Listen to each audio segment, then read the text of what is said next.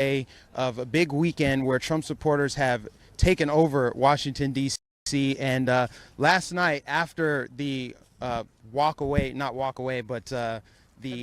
Million MAGA March, there were some festivities that took place, and it's made headway all over social media, and we're going to get into all of that. Yeah. But we want to thank everyone that's tuned in this morning. We know it's early across the country. If you're living on the West Coast, it's like 7 a.m. So thanks to everyone that is tuned in here. Lilith, do you want to talk a little bit about some things that happened? Should we just get right into it?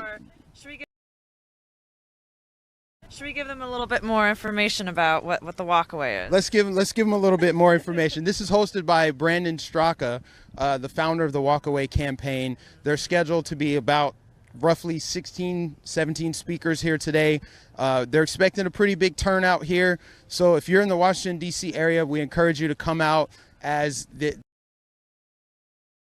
country and to rescue democracy, as they've literally stolen an election. Us are upset and frustrated about it. They're going to be discussing what's going on with this walkaway movement. Yeah, absolutely. Thank you. Brandon Straka, again, the founder of this movement, obviously faced so much backlash for coming out as a Trump supporter. And I remember him saying that coming out being gay wasn't as scary and heinous as it was coming out as a Trump supporter. So we will be streaming the entire rally today. Well, we're going to give you entire coverage uninterrupted. And so again, thank you so much for tuning in with us today. So we're still getting set up around this park here. And so let's talk about the great things that happened yesterday before we talk about the summer of love, as they call it. So yesterday we had the Million MAGA March, which was incredible. I don't know what the official count is. I know it had to have been close to 1 million. Hundreds of thousands of Americans showed up from all across the country, as far as California. They showed up to support their president. They showed up to support the United States. They showed up to support for us to have a fair election, which we know wasn't, which we have been prepared for since, I want to say, ever since President Trump was elected in 2016. So anyway, so this was a Stop the Steal MAGA March.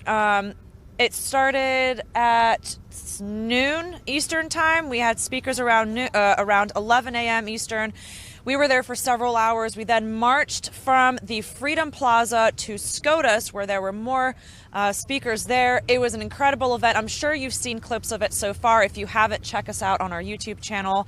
We streamed it. Now, let me tell you, we had 4 cameramen, actually 4 cameramen and 9 correspondents. We were spread out all across DC, all across the Freedom Plaza, all across SCOTUS. We were interviewing patriots along the way. And so we are out here doing the job for the American people to show you what it's like to be here. And we want to give the fair media coverage for President Trump, the fair media coverage for America. So go check us out if you haven't already from the live coverage yesterday. Is there anything that stood out to you during that time when we were there at the MAGA March? What stood out to you before we get into the crazier things? What stood out to me was just love of country. It felt as if President Trump was actually there, because you had people chanting 4 more years and USA, and the energy was not lacking, as it never is. And that's one of my favorite things about going to a Trump rally, is the love and unity, and the fact that people from all walks of life come together to share in their love of God, love of country, love of freedom, especially the immigrant population. And Washington, D.C. is very international in terms of a melting pot. Lots of immigrants showed up from different parts of the world, and they really are terrified, quite frankly, of what they've seen happen with this election. This is what happens in third world countries. Third world countries rig their elections to keep dictators in power for decades. And we're basically on the verge of living in a banana republic if they allow these fraudulent results to stand. So with any luck, this will work out in our favor, work out in the president's favor. Really not luck, it's with prayers and support. There's a lot of prayers happening. There's a lot of belief in God. There's a lot of faith. And that's what I love most about the rallies, is they were peaceful. I mean, you're talking about hundreds of thousands of people assembling in Washington, D.C. who are rightfully pissed off, and yet not one building destroyed, not one business looted, no fires, no commotion from one side until obviously later on in the day. Zero need for police presence. Literally zero commotion, no police reports. Nobody was burning or looting or anything. Now I want to transition to talk about what happened after the peaceful gathering, what happened in DC last night. So as patriots were leaving the rally and they were sort of heading on back to their hotel, or they were heading back to a restaurant, or they were whatever they were doing, President Trump actually tweeted this. He said 99% of Check 1 2. You're good. You're good. About 99% of the patriots were leaving the MAGA rally when Antifa and BLM decided to attack vulnerable Americans who were with their children. There were elderly, there were women, and they decided to find the perfect moment where, patriots are outnumbered. They're not, they're in a much more vulnerable situation. They may not be in a large group. They're just trying to get home. They're trying to get to their car. And BLM and Antifa, they decide to have a summer of love, right? Because it's a myth and it's just an idea. So this idea came out of nowhere, just fell from the sky and violently harassed, intimidated, and attacked patriots. I can't make this up. It's all over the news. Well, news being social media. We were there.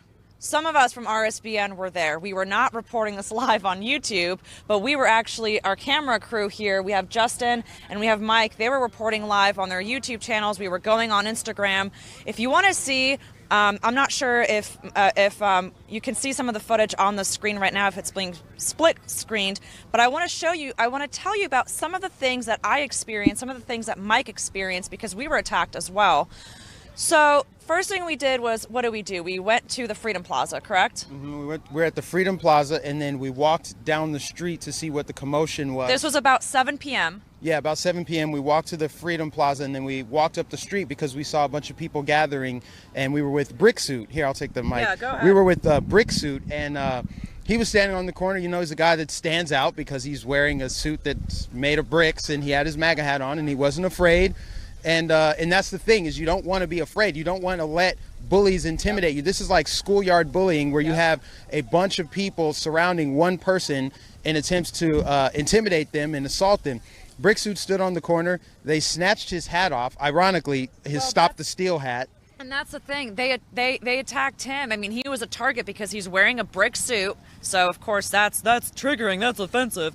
And his hat, well, first thing they see is that it's red. So they assume that it's a MAGA hat, which it didn't say MAGA. It said Stop the Steal. But, of course, either way.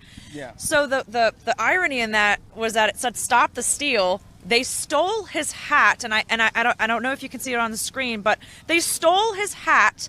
They poured lighter fluid on his hat in attempt to, I'll let you figure the rest of that out for yourself. They poured lighter fluid on our correspondent's hat, attempted to keep it and burn it. And Bricksuit said, heck to the no, that's my property, that's my hat, it's rightfully mine, and I'm going to go get it. And that's exactly what he did. He went into the belly of the beast, he got the hat. Once he got the hat, the Summer of Love individuals, the tolerant, beautiful, like-minded, kind-hearted people filled with love and joy started to come to us more. Now, I was with Zoe. Zoe is our other correspondent. And Zoe and I were standing, we're just recording. We're not doing anything else, we're just recording. They start attacking us. Why? Because we're recording. They don't want you to see the unity and the love and the peace. Sarcasm. So they come and they start attacking us. I have a young lady shoving a blue umbrella in my face, and she says, "What, you don't think I haven't been doing this all day?" You don't say. So she continues to shove the umbrella in my face, and I say, "You're so beautiful. You're so beautiful. Let me see your face. Let me see your face." And she continues, and another individual approaches with a second umbrella, and as I'm standing there filming them, I'm just filming the umbrella. I can't see them. The person behind the black umbrella punches me through the umbrella on my nose, which is always crooked. It's fine. Don't worry.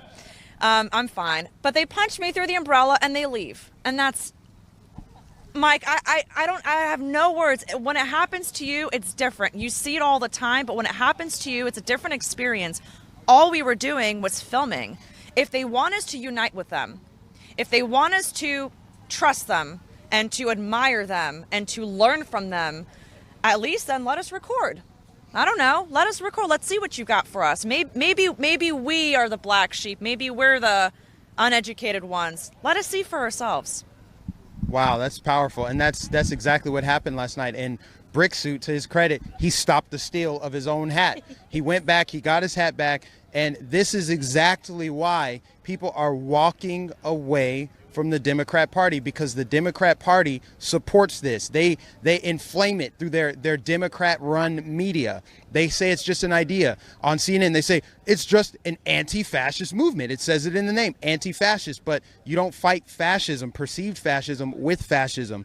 And that's why we're here. This is why the walkaway movement exists, because nobody wants to be involved with such negativity and violence and vitriol. It doesn't make sense. We're witnessing political persecution in our country.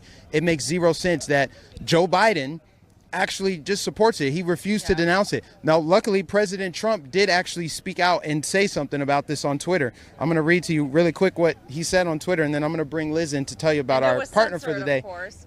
And we've since the election, he's been censored 52 times. Let that sink in. Since the election, President Trump has been censored on social media 52 times.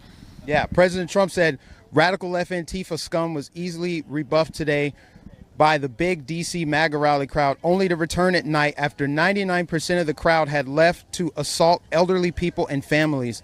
Police got there late. Mayor is not doing their job. Yeah, that's the thing. What is the mayor doing here? Can I add one real quick before we bring Liz in here? Liz, come on in. I just want to add one more thing, and I hope we can get this video up there.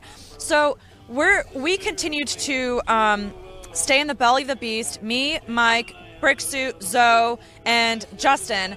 And so we're on Freedom Plaza, and there's a young gentleman that I actually saw the night before the rally. He just has a pop-up shop. He's selling Trump merchandise. He's just trying to make a living. He's a young guy. And what did BLM do? They ransacked his entire shop. They tore it down. They ripped it apart. They stole some of his merchandise. This is a black man. Really, Black Lives Matter? You say Black Lives Matter. What about that young man trying to make a living selling Trump merchandise? What about him? But thank God for patriots. Thank God for people like us who were there, because we helped clean up his store. People were donating money to him, buying things from him. They were livid. These owners were absolutely livid. They're burning the American flag. They ransacked his shop. There's police everywhere. There's chaos everywhere. You're getting chills. Liz, there were women with their children being attacked. Children were attacked. Elderly were attacked. You can't make this stuff up. You see it all the time. And when I heard about this, I said, you know what? I'm going to get out of my comfort zone. I'm going to get out of my bed from the hotel, and I'm going to go check this out. And I need to film everything that I can to show you all, because we are right side. We stand on the right side of history. We are not fake news. Even though we were not covering this on YouTube, we still did we still did what we wanted to do, and we wanted to go into the belly of the beast. And to end it on a positive note, we had a huge prayer circle right on Freedom Plaza where there was chaos taking place. There was a prayer circle of about 60 people. If you want to see those videos, go check me out on Instagram, Teachers for Trump. Yes, I'm a public school teacher, and half of those kids out there, they don't know why they're angry. Those could be my high school students. I could see in their eyes they were lost, they were sad, they were confused. They don't know why they're angry. These could be my students. These could be your kids. Check those out, Teachers for Trump. Liz, I'm going to hand it off to you. Tell us about our partner of the day. Yeah. We're going to transition into a smooth... I know. I hate taking it away from that, because I know it's so important that you, someone who actually was down there in the middle of all that craziness last night, have a platform to be able to explain what went on. And it was awful. I mean, I'm so disappointed. It was such a beautiful day yesterday.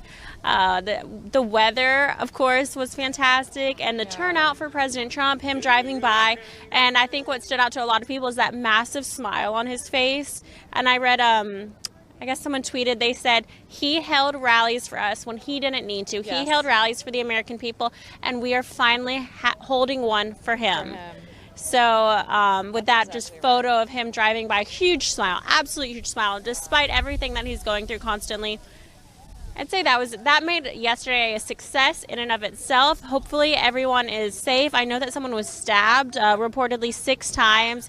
He is in stable condition, so hopefully he's going to pull through and be just fine.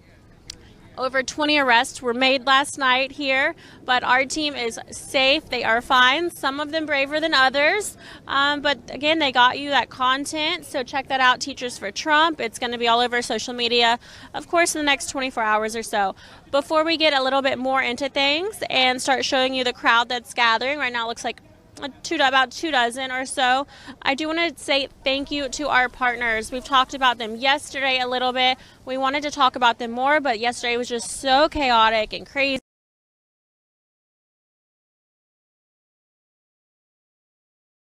Chaos. So without further ado, I want everyone to know that our partner for today is mypillow.com. At RSBN, we know that getting a restful night's sleep is crucial to waking up on the right side of the bed. And with Christmas coming right around the corner, now is the perfect time to check out one of our most favorite Patriot-owned companies. Again, that is so important for all of us. That is hard-earned money from your hard work. Make sure that the companies you support your conservative values. You can visit mypillow.com and stock up on all gifts for yourself and your loved ones. Personally, I will be buying the Ultra Soft. Oh boy, we've already got some action. Action going on. I will be buying the towels for myself for Christmas. I'm going to give them as gifts as well. There's a guy just down the street from me who does monogramming, so I think it's going to be so perfect to get some nice bath towels and monogram them for my friends, for their homes and their apartments. I know a lot of other people at RSBN are going to be buying dog beds. So I know there's some happy pups out there. My Pillow guarantees ultimate relaxation with a wide variety of items to choose from, ranging from ultra plush towels, Giza Dream Sheets, memory foam mattress toppers, dog beds, and much, much more. They have over 100 products that you can choose from. You can check out all their inventory online at www.mypillow.com. Okay, this is where it gets good, you guys. It's not just that they're our partner. You have to use code RSBN because they have given us one of the hugest discount codes to date. I mean, I watched Fox News last night, and it's like you can order it with like 0.5% off, like 10% off? No. RSBN, you guys. Mike Lindell is the GOAT for this. You can use code RSBN for 66% off your order. Perfect time for all of your My Pillow needs. Again, hundreds of products. It's not just pillows. Check them out. Do all your Christmas shopping and support Mike Lindell. This man has been fighting like hell for the American people. Too. He spoke yesterday as well. He did. He did a great job speaking. He loves RSBN. He's so nice to us. He actually guaranteed an interview with us. He told me, he's like, I want to interview. When can I interview? But it was so chaotic. We thought we'd see him later. We got lost amongst a million people. Literally. Whatever, it happens. Something I want to do now, we're going to pan the crowd a little bit while they come in, but I'm going to talk to you guys a little bit more. It's been a while since I've been able to see some of my friends in the chat room, so I would love to be able to just join the chat, talk to y'all, interact. If you have questions about what's going on, let me know. Happy to answer them. Again, my name is Liz Willis. That's LIZWILLIS. Tag me on the YouTube search, YouTube live chat, and I'll be happy to answer those. We want you guys to be able to see exactly what's going on here in Washington, D.C. We want to be the eyes and ears on the ground for you. We work hard for you, the American people, the conservatives and the patriots who fight every day alongside us. Keep in mind, Right Side Broadcasting Network is almost entirely viewer funded. We thought we'd be going on a victory tour right now, but instead we are fighting for the integrity of our election system and our democracy. We don't mind it. We're going to keep fighting, but we do need your help. We need those donations to continue coming in as they were before, because we're not over. This fight's not over, and we are going to be there every step of the way for President Trump and the patriots that fly from all over the country to be here this weekend to show support and to unify themselves for President Trump. I want to say hi to Rachel Lee. So real quick, our our CEO Joe said, "Where are all the walkers?" We were talking about this earlier. He said, "Well, everybody's already walked away. There's really not many people left to walk away from the Democratic Party because they've all run away from the Democratic Party. They have run away from the party of hate and intolerance." Brian, why don't you come in and tell us a little bit more? I walked away too. It's funny that you say that, Lilith, because I made a joke earlier. Just to our right here is the Canadian Embassy, right? So I made a joke earlier, and we've heard this said many, many times. If you don't like it here in this country and all these God-given rights that we have extended to you, if you don't like living here, guess what, folks? You can hashtag walk away your butt right there to the Canadian Embassy and apply for your citizenship there. You're more than I will walk you over there personally. I might even buy you a one-way ticket to Canada. I'm telling you. That's a once-in-a-lifetime opportunity. I'll do that. Because that's how strongly we feel about our country. And just to kind of piggyback off what you said earlier, yesterday was a beautiful experience in this country. Beautiful experience. We saw hundreds of thousands of people in prayer. We saw hundreds of thousands of people singing the national anthem. What a beautiful thing. And then no violence, no police activity. And I'll even say this. On the way back, walking down Pennsylvania Avenue, we saw very little trash on the ground. You figure you have that many people, sure. You would think that you'd have some trash. Didn't even see that. Only saw that at Freedom Plaza where the trash cans had overflowed. But granted, they were trying to throw it away. Now let's fast forward 6 hours later. And the mayhem that we saw on the streets here in D.C., those aren't your Trump supporters. These aren't even really, in my opinion, Democrats.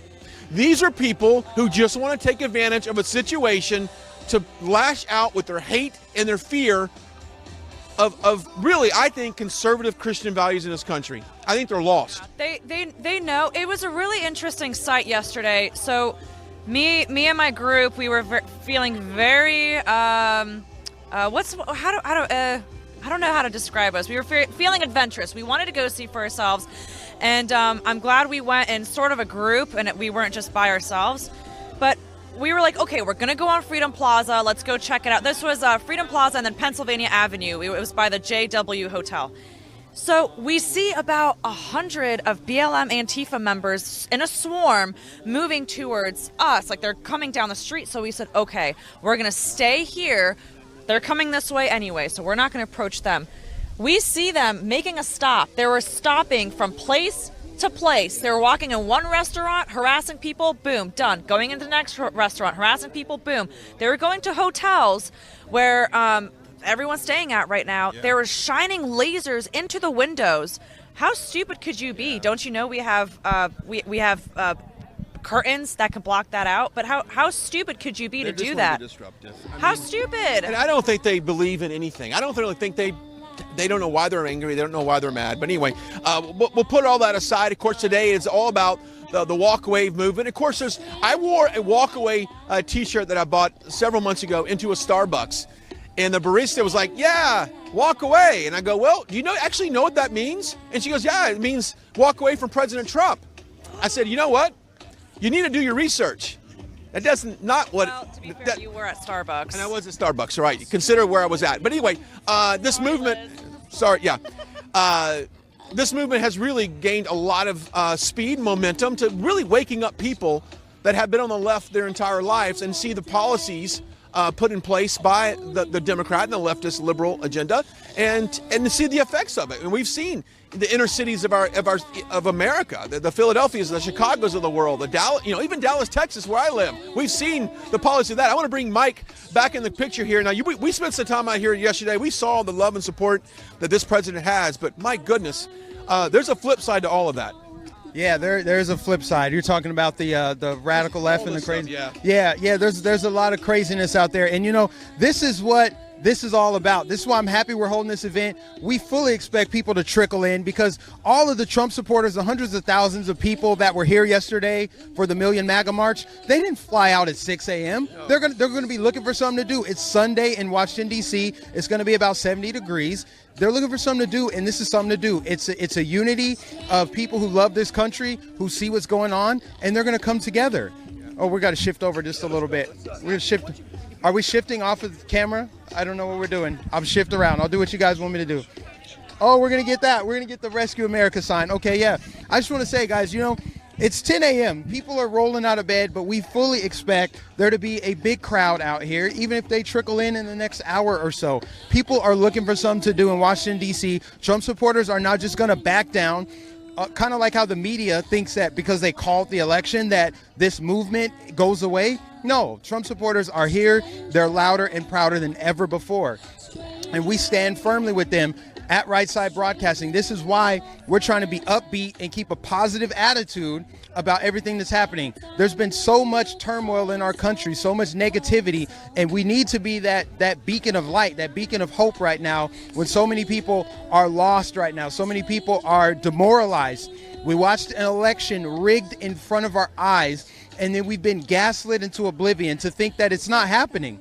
They're saying, no, you don't see that building on fire behind you. You don't smell smoke. Nothing's happening. This is a figment of your imagination. There's nothing worse than insulting someone's intelligence. They want us to think that this is just going to just vanish. Poof. We're just going to accept Joe Biden as president. No, we're not. That's not going to happen. We're going to get this president reelected. The right thing will happen. God is on our side. Truth is on our side. Love is on our side. You, the viewer, are on our side here as we have 9 correspondents that flew to Washington, D.C., 4 cameramen. We're committed to bringing you the truth of what's happening in our country as Fox News and other media outlets have led you astray. The people who are supposedly arbiters of truth, people that are supposedly fair and balanced, have lied to you and stabbed you in the back. They've sold out to multinational special interest groups. Right Side Broadcasting, we're viewer funded, viewer supported. Your donations allow us to be here, which is why we love you as the viewer. This is your network just as much as it's our network. So I want to give a special shout out to everybody watching this morning, and I want to interact with the chat. So let's.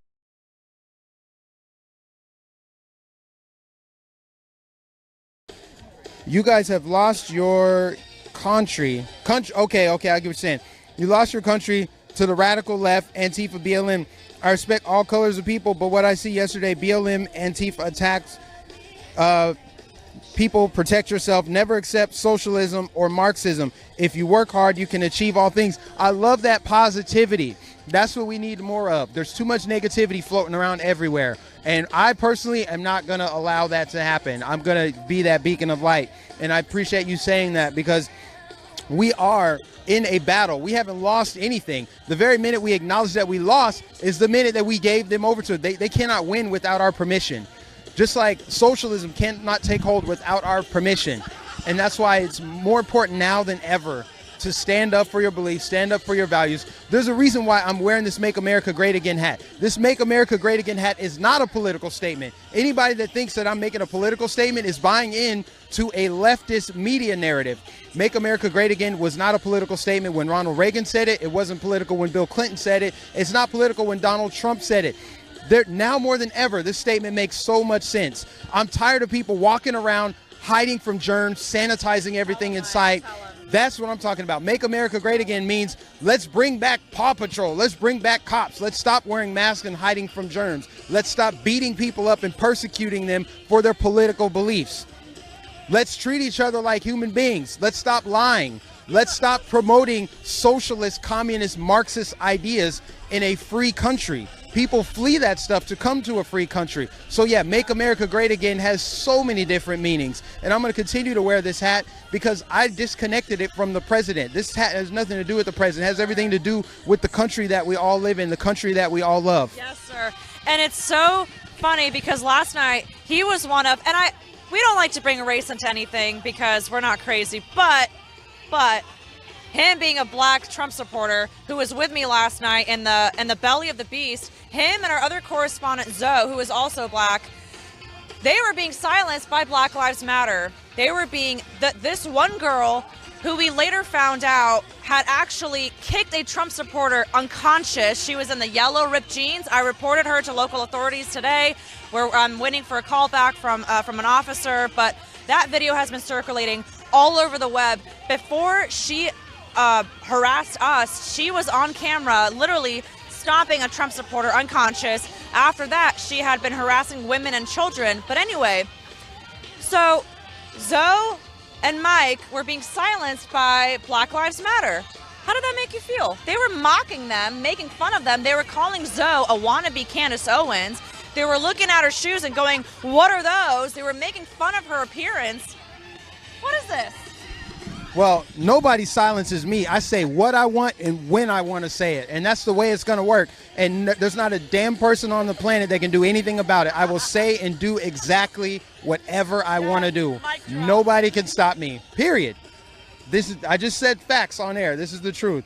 And so, that's the kind of spirit we need in this country. We need more people to have that bold action because we're being threatened and intimidated by Joe Biden's voters. These are violent, vitriolic, demonic people. It takes a demon possession to decide, I'm going to go assault an old person just for no reason. I see them, they have different political beliefs than me, and I'm going to beat them senseless. This makes zero sense. Make America great again. Stop beating people up because they disagree with you on politics. The media needs to stop pretending it doesn't exist. Oh, it's just an idea. It's not real.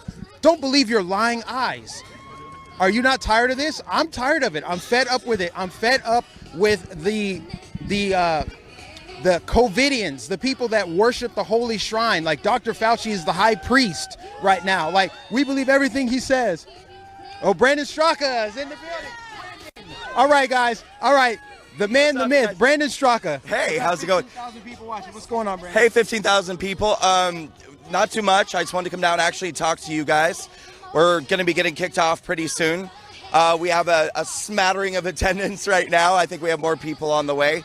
But we just want to get this message out and keep this message going for days and days because it's not just about one day supporting Trump. We want to keep this going tomorrow, today, the next day, the next day. Yes, sir. And I was just saying that with everything that went on last night, it just reinforces why people need to continue to walk away as they're pretending that it's just an idea that's peacefully protesting while people are getting assaulted on camera. They're saying, don't believe your lying eyes. Well, and that's the thing, too, that I'm really concerned about because last night was terrible what happened. For anyone who doesn't know, everyone, I mean, there were, hundreds of thousands of people that were out yesterday to support Trump. And as people were walking home, many people were savagely, violently assaulted. It was so bad. There's images all over Twitter.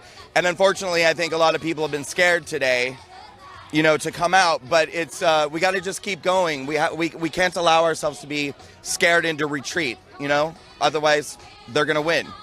Absolutely. Well, thank you for joining us right now. I know you probably got some other stuff going on. No problem. We'll be getting started shortly. Just want to give people a little more time to show up. And for anybody who's in the D.C. area, come out in person, John Marshall Park. We're here. We're ready to go. We're going to have a great day today.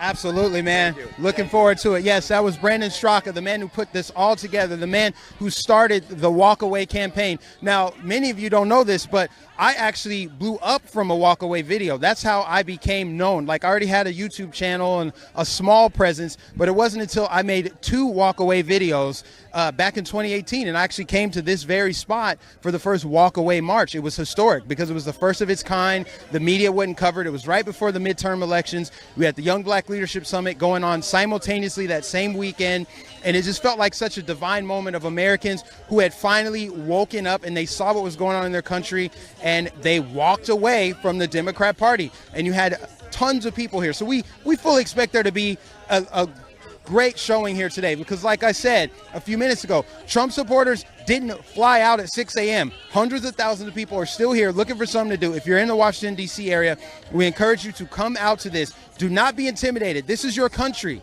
Do you want to just lay down and take it? Or are you just going to be intimidated by these thugs, Joe Biden's voters, the people that the media is covering for and running defense for? The freaks come out at night. They come out at night because sunlight is the best disinfectant. They don't want to be exposed for who they are. They cover their faces because they know they're doing something wrong. So come out here. Don't be intimidated. Come out, support your country. Don't be afraid of the radical left. Don't be afraid of these demons that are terrorizing our country. Stand up to them. That's how you defeat the bully. That's how you defeat the bully. Come here. This is love and unity. This is God energy. This is divine. Everybody's coming out from different walks of life, different races, different ethnicities, because none of that matters. We're all one in the body of Christ. We're all equal in the eyes of the Lord. That's all that matters. And we need to actually pray for these people that are out here doing this destructive behavior, because they're being controlled by Satan. It takes a satanic, dark, evil force to do what they're doing. And for the people that are lying, it takes the exact same energy for that to happen too. We'll bring Brian back in here. Thanks, Mike. I wanted to step in here real quickly. Of course, you had a great interview with Brandon just moments ago, and as he said, it was going to kick off here shortly. But I want to bring in a couple guys here. I've been walking around, and we've seen some Trump supporters. Obviously, you guys get in here. First of all, what's your name? Where are you from? My name is Brian. We're from Cleveland, Tennessee. Okay. And my name's Sam. Okay, Sam. Brian and Sam joining us from Tennessee. Okay, what brings you here today? Obviously, you're a Trump supporter, Absolutely. but a supporter of Brandon Straka as well. Yes, sir. We just want to come out and show our support for a president that supports us. Yeah. So what is it? Did you go to the rally yesterday? I'm presuming. What was your takeaway from that, seeing so many people come together from all the different walks of life, no matter what your color, creed, origin, sexual preferences, everyone's an American? I would just like to say that ever since I was little, like, never cower down. Like, the Antifa was there, and they were trying to strike fear into us and like, push us away, but never cower down. This is for our president. Like, he fought for us for the past 4 years. Why should we stop fighting now and back down? What's your message to people right now that are watching this that may not have fully embraced this president and his policies and have heard the rhetoric that he's against the LGBTQ community, he's against blacks, he's against women? What's your message to them today? Message is, we are here. The president supports us. We receive so much hate from the other side. We've received more hate from the other side than from our president, from the right. So other people in that community have ostracized you guys for being a supporter of the conservative? Yes, they make us feel less human than we ever felt from this president or from this side. Well, we're glad you're here. God bless both of you guys. We're glad you're here. And, of course, it's going to be a great rally here a little bit later. Thank you so much. Be safe driving back to Tennessee. There you go. There's a couple of examples. Let's see if I can bring in another let's see, ma'am, would you like to come on in? Yeah, why not? Let's do it. Come on in. What's your name? Where are you from? Melody Garcia from Chattanooga, Tennessee. Tennessee is in the house today. Okay, yes, obviously you were at the rally yesterday. I was. It was awesome. It was take away from that? So everything was good. There was no violence. We didn't even need the police to be there. But at nighttime, BLM and Antifa came out, and they decided to terrorize us. We came out of Harry's from having dinner, and we were surrounded by Antifa, and we couldn't go to our cars for like 2 hours. Yeah, so. there you go. So what brings you here today? I'm here because I'm here to represent the Hispanics for Trump. You know, a lot of people think that Hispanics can't vote for Trump because he's building the wall and because he's racist. Well, I tell them, turn off Univision, turn off the news, because it's all fake, and he's for us. Yeah, he's done a lot for the Latino community. Yes, jobs and average income has gone up, all-time high for that. Unemployment low. We know all the stats, right. But so what's your message to Latinas out there that have not embraced this president and still believe what they're being told? Turn off the news. Do your own research. Don't let anybody tell you that you can't vote for somebody. Don't let them try and scare you, and don't let them take your voice away. Yeah, there you go. Well, thanks for joining us. Thank you. Be careful going back as well. All right, let's see if we can get a quick shot of the crowd here. There was a few more people have come in here. Liz, why don't you join me? We'll pull back. We'll show the crowd, and it's a little different scenario, Liz, than it was just maybe 30, 40 minutes ago. Yeah, absolutely, Brian. I want to do another quick interview. We've got the camera panning this way anyways. So we'll start. We have one of RSBN's best, I don't like the term fans. I don't know what else to call you. What would you? I am your biggest fan. Okay, the number one in the whole world. Okay, thank you. Just want to be clear on that. What's your name and where are you from? My name is Ashley, and I am from wonderful Chattanooga, Tennessee. I actually recently fled California and moved to Tennessee. Very cool. And do you have any of your friends here with you today? Melody, who you just saw, is my best friend. She also moved with me from California. And y'all were at a rally together recently, weren't you? Yes, that's when we first met you in Rome, Georgia. That's what I was thinking. I just wanted the camera to know it as well. Setting it up in an interrogative. I don't know what I'm saying. Anyway, so what brought y'all out here today or to DC this weekend? There's a lot going on. What was, the final decision on, hey, me and Melanie are going to head up to the swamp? So the reason we came all the way up here is because I feel like this election is being stolen from us. I think we all feel like that. But I think it's important that our voice be heard, because if we don't keep our election from the corrupt political establishment, we'll never get our country back. Once they steal it from us, which I don't believe they'll be successful in doing, that's it. Like it's like, I think it was Reagan that said, when we lose our freedom here in America, where else do we have to go?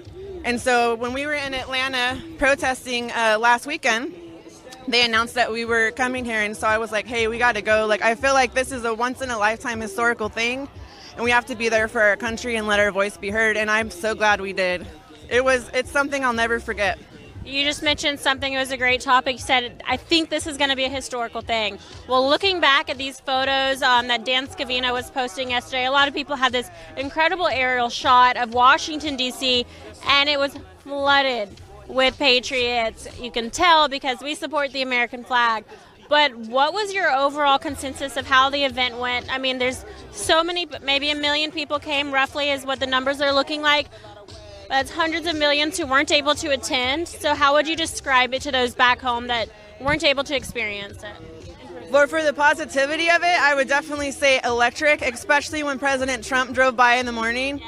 But if you guys haven't been to a rally or an event like this, there's something about being with this many people, not just people who love Trump, but this many people who love America, and we were singing patriotic songs and we were praying together, and it just gives you chills. And I'll be very honest, I'm an emotional teddy bear, and I cried a whole lot yesterday. And if you missed out, unfortunately the news, except for Right Side Broadcasting, the news is not going to, fake news is not going to show you the amount of people that were there. I'm not good at estimating, but like she said, probably 1 million or more.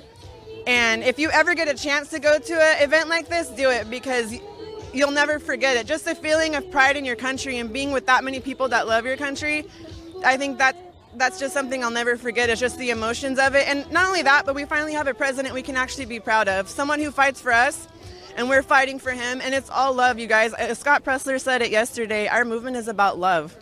We're built on God and love, and that's why we're winning, and that's why we're going to win this election, because we love everyone, and God has our back.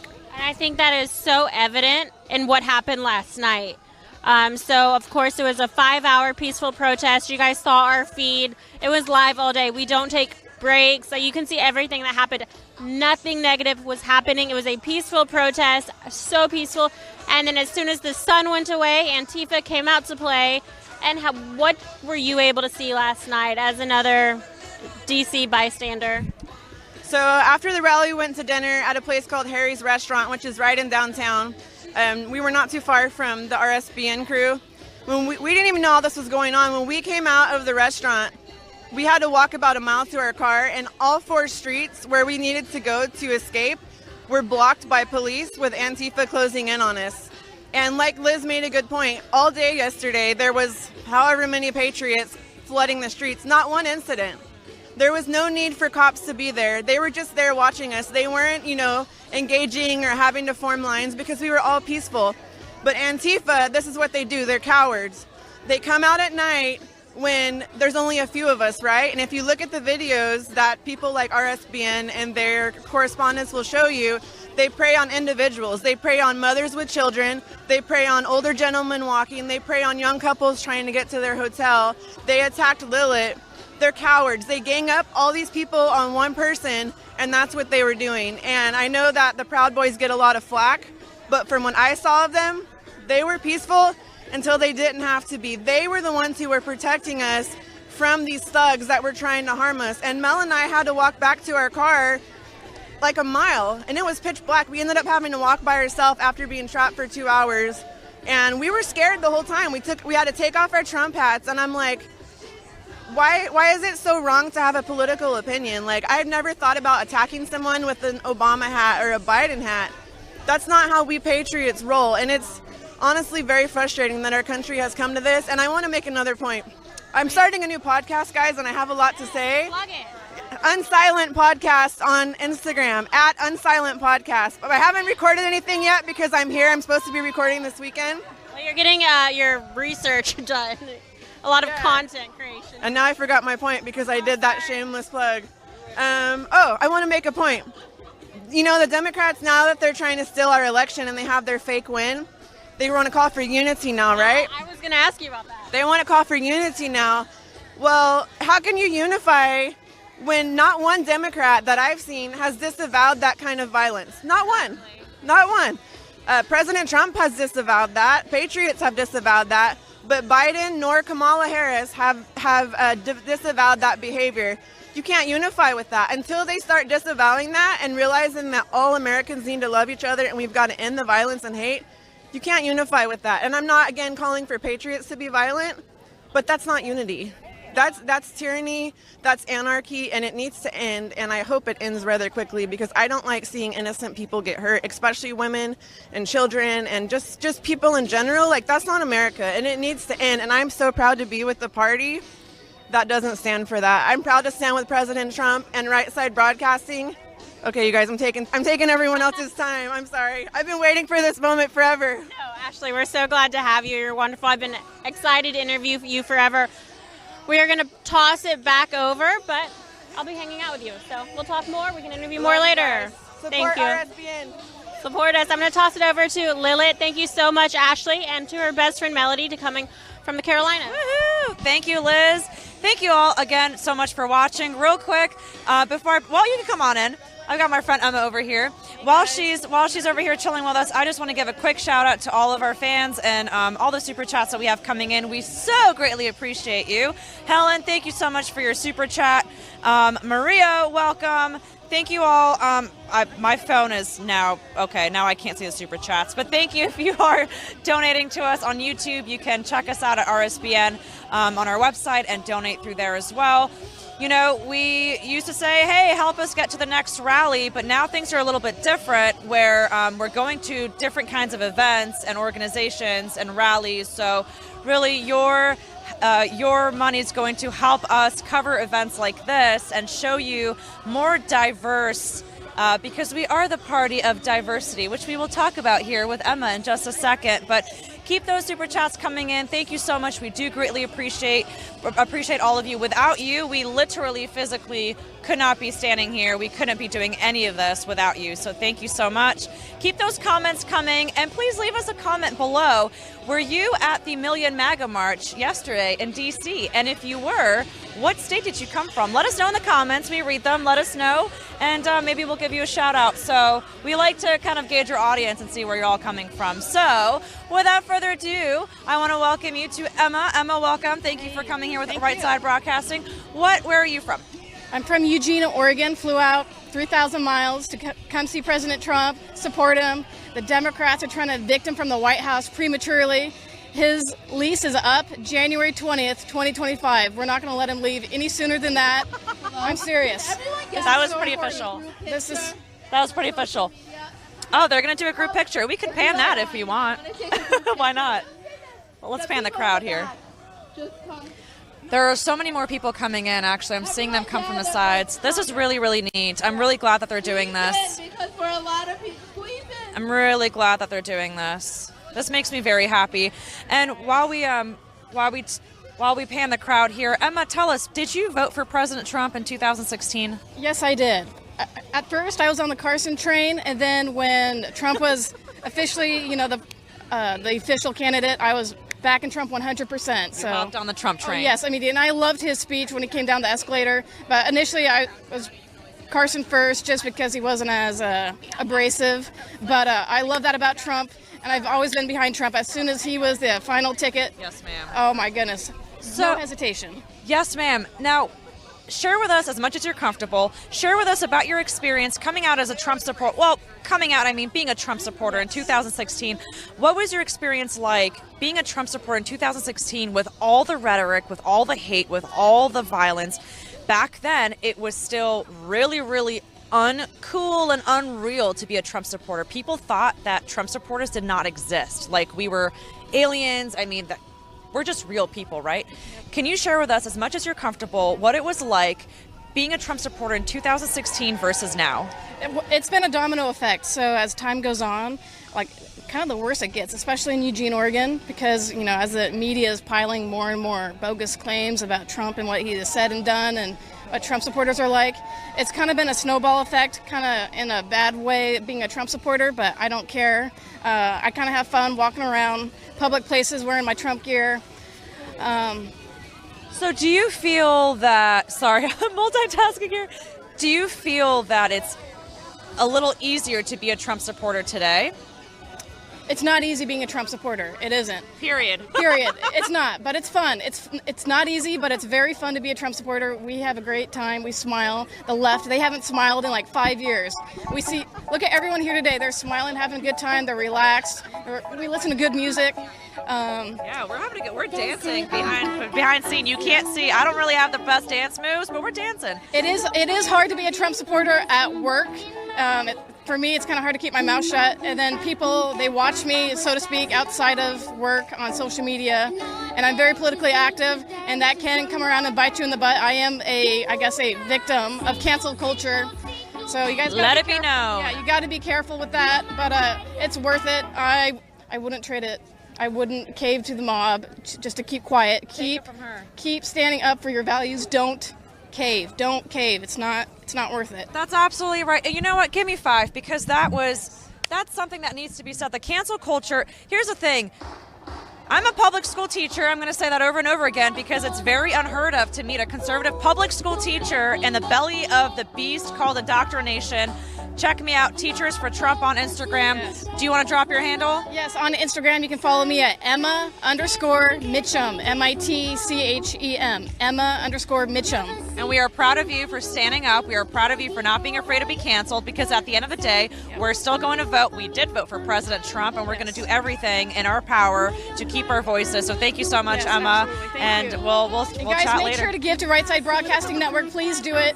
Fox News is failing. All that revenue they're getting, distribute it to them. Newsmax, OAN, those 3 networks. Come on, you guys. They are the next Fox News. Come on, you guys. Thank you so much, Emma. Thank you. Seriously, to all of you watching, have you been canceled before? Let us know in the comments. Let us know.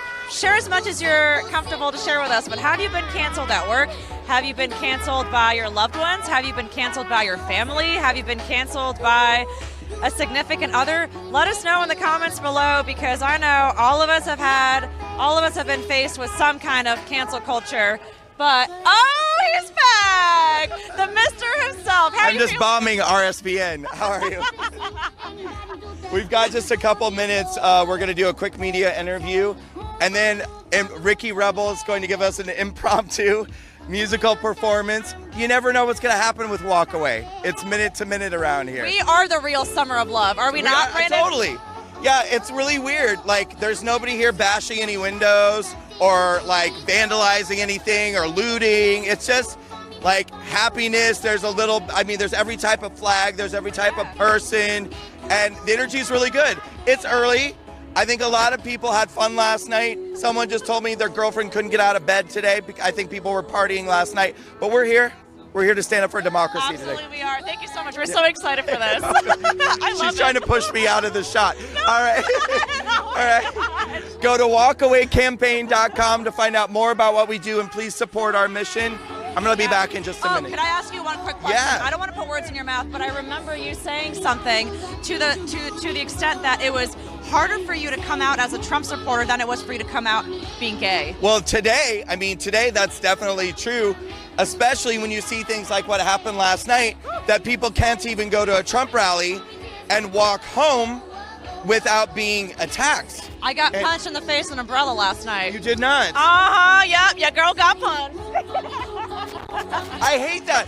But, it's weird because everybody has such a good sense of humor about it, which I don't understand because it makes me really angry when I see this stuff and everyone's like, oh, well. But we've got to do something about that. Absolutely. People should be able to support the president and walk home safely. Literally. That's exactly what it is. You shouldn't have to worry about, why were they alone? Well, why were they not in a group? Why do you need to be in a group? We're in America. Right. Absolutely. Yeah. And it's so ironic in a way because the left loves to tell us, well, we have to get rid of Trump and we have to get rid of Trump supporters because God forbid if we don't, America might become violent. America might become whatever. You brought the violence. Do you feel threatened right now, Brandon? No.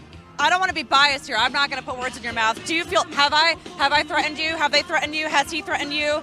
Has he threatened you? Well, you did try to push me out of the shot a second ago. So, yeah, I mean, I don't like. Cut that out. I was not don't trying to do that. I don't feel physically threatened, but I feel like you are trying to steal my spotlight. A little bit. I'm just kidding. No, but He secretly loves me. It's not even a secret. It's not even a secret. We have every type of person here today. We have black, white, brown, straight, gay, every type of patriot, every type of American coming together. The sun's coming out, the energy's picking up. And yeah, and I think there's a stark contrast between our kind of people and those kind of people who are all black, they're black masks, they're always angry, they're always ready for violence. This is a movement of love. We are the movement of love. Am I right? Yeah. He gets it. And you know what? And here's the thing. I want to say this too, because there were so many young kids out there last night, and I'm filming them, and I'm a teacher, right? Yeah. And I'm filming them, and I'm saying, oh my gosh, these kids are so young. Those could be my high school students. Those could be my students. Yeah. And there's one kid that stood out in particular to me. He was standing up. I don't know if he was with his group of friends. I wouldn't call them friends. Oh, okay. No, but I want to hear this story. Okay, yeah. I want to hear this story. I'll be back. Go ahead, no problem. But I don't know why I don't think he knew why he was there. He was just there because he felt like he needed to be there with his friends. He's been, come on. He's been victimized for so long. He's angry. He doesn't know why he's angry. You could see it in his eyes. His eyes were lost. His eyes were sad. The devil was in his soul. I prayed for him. I prayed for everybody. Zoe prayed for everybody there. And I just hope that he gets revival. I hope that he gets an awakening. I wanted to hug that kid so badly because I could tell from his body language and his eyes, he did not want to be there. Yes, indeed. Now, for those of you tuned in, I mean, I cannot say this enough. We have to support independent media. Fox News has betrayed you. I want to tell you guys, I want to thank every last one of you for tuning in and supporting us at RSB Network. Let me just tell you guys, there are a lot of people that have given super chats right now. Wen Max, thank you for your super chat. Helen, thank you for your super chat.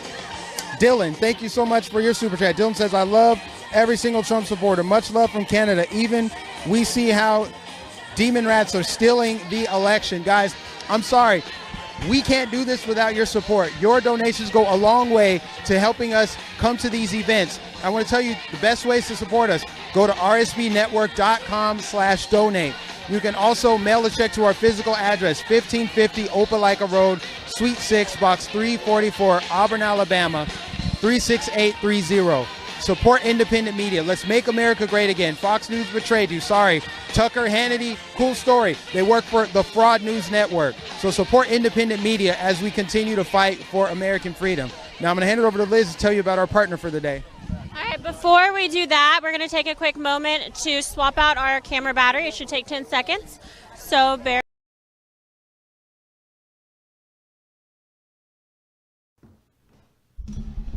All right.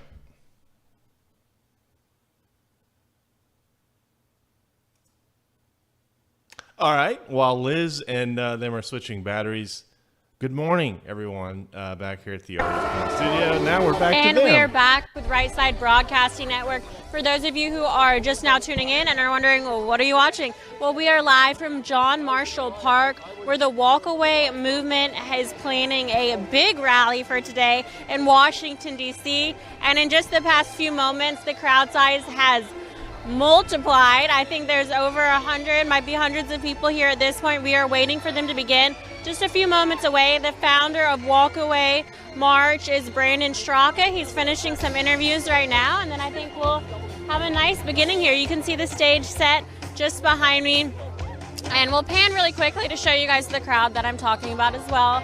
But it's just people that are here in D.C. They love America. They want to show their support, and this is a safe place to do it. So we're happy to have everyone here and to provide them an opportunity to talk to us, to be able to use our platform to give them a voice.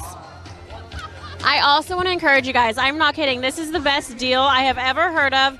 I am a homebody. When I'm not working, I am on my couch, and there's nothing better than cozy sheets, warm blankets, memory foam mattress toppers. You guys know where I'm getting at, I think. We know that getting a restful night's sleep is crucial to waking up on the right side of the bed. And with Christmas right around the corner, now is the perfect time to check out our favorite Patriot-owned company. Visit MyPillow.com and stock up on gifts for yourself and all your loved ones. MyPillow guarantees ultimate relaxation with a wide variety of items to choose from. They have over 100 products to choose from dog beds, Giza Dream Sheets, MyPillow mattress toppers, plush towels, and so much more.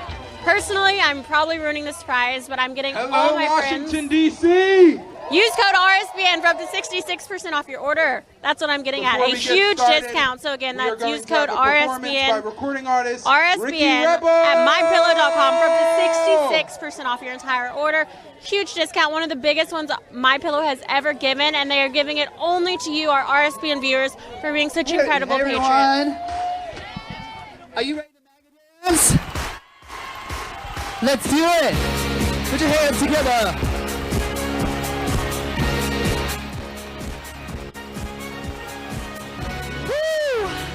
Come on, come on, walk away from the hate, we're all human, and we don't segregate just like women, help make America great, we are all in this together, our colors are red, white, and blue, and they stand for every one of you, and together, here's what we're gonna do, we're gonna make America great. Woo-hoo! Everybody sing M-A-G-A. M-A-G-A. Let them hear our voice, all you girls and boys. Stand up and make some noise. M-A-G-A. Yeah. M-A-G-A. Do it. The American crowd, patriotic and proud. Shout it out loud. That's why when it comes time to vote, just remember we're all in the same boat. We're together. Put your hands together. United folks, and we won't let them divide us. Young men, walk away from the hate. We're all human. And we don't segregate just like women. Help make America great. We are all in this together. Everybody sing M-A-G-A. M-A-G-A. Black, white, and brown. Every city and town. We don't let haters keep us down.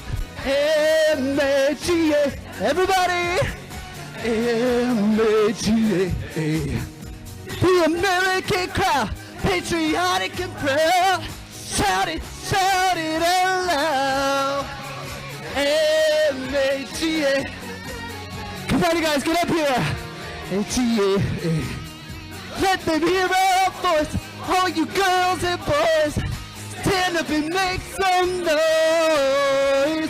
M-A-G-A, M-A-G-A, the American crowd, patriotic and proud. Come on, shout it out loud. M-A-G-A, everybody. M-A-G-A. Woo! Let's dance, come on. Yeah!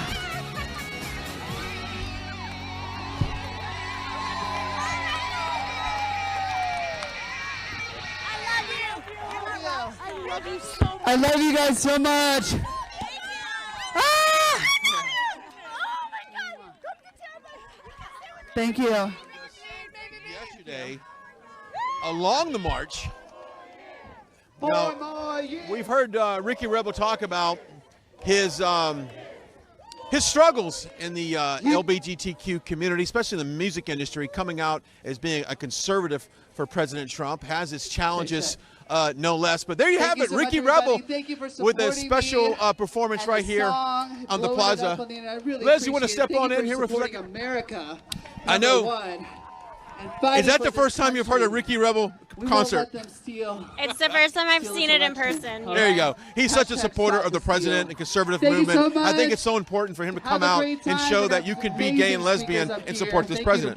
No, absolutely, and there's a lot of that here today, especially at the Walkaway campaign, something it's basically founded on, but there's lesbians for Trump, gays for Trump, rainbow flags right over my corner. It's everywhere. I love it. I love it. And of course, it just shows the unity that we have in the Republican Party as conservatives, that we are part of everyone. We're all American. That's the fabric that makes us all great. Absolutely. We're actually going to do the national anthem. Let's go. Stand by.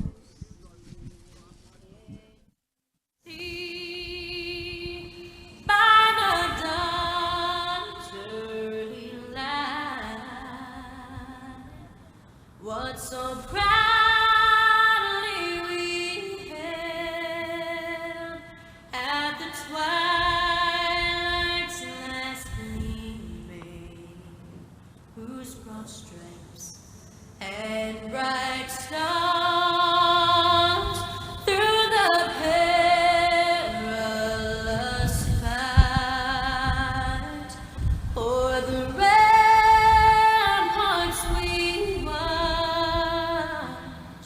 were so gallantly streaming, and the rugged red glare, the bombs bursting in air, gave proof through the night that our flag was still there. Oh, say does that star-spangled banner yet wave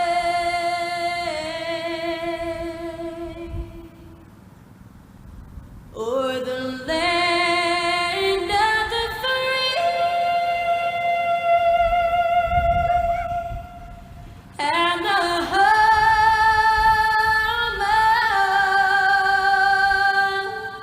of the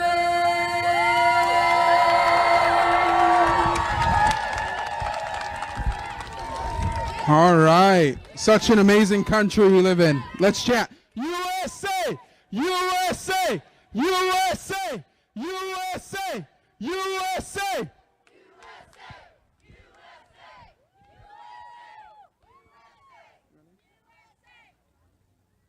All right. The guy you guys have been all came out here to see. You guys were out here yesterday. Walkaway campaign founder Brandon Strzok.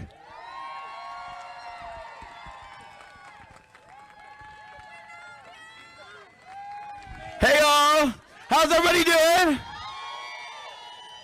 These are new shoes, so I couldn't run. I started running and I started going like this. I was like, nope, I'm not about to fall in front of 200 people, 300 people, whatever. God, how's everybody feeling today? You guys are so hungover, aren't you? Everybody, I can tell. Wasn't yesterday amazing? You guys, yesterday was amazing. And let me tell you something. I hate that it took a situation that like we're in right now to get all of us together like that. It shouldn't take that. It shouldn't take a catastrophe. It shouldn't take a crisis to get our people out marching together and coming together. Do you agree? Because listen, this is something I say all the time. I've been saying all year. You know, back in the month of, April, May, June, if I had said to you, hey guys, I'm going to run for office and I have this really great platform. I have this amazing idea. My idea is that I'm going to run for office under the platform of defunding the police. Everyone would have started laughing. Everyone would have said, you're insane. What's the matter with you, you nut? And now, because the radical left got together day after day after day and marched and rallied and stomped their feet and, let's be real, broke a bunch of windows and hurt a bunch of people. But because they got together and demonstrated day after day after day, we now have politicians in this country who are trying to defund the police. We now have... We now have a political party in this country that thinks it's a great idea to salute groups like BLM who are out beating people last night, beating elderly people and families with children on their way home from a peaceful, loving event, and they want to defund the police so that we can't be safe to go out and demonstrate as we wish. So I'm telling you, this is the power of showing up. This is the power of demonstration. The power of showing up is you can literally have the world's most terrible idea, like defunding the police, and still get your way if you're loud enough. So what if common sense, good-hearted, good-natured, good people like you and like me and all of the people in the MAGA movement got together and made more noise? What if we did that?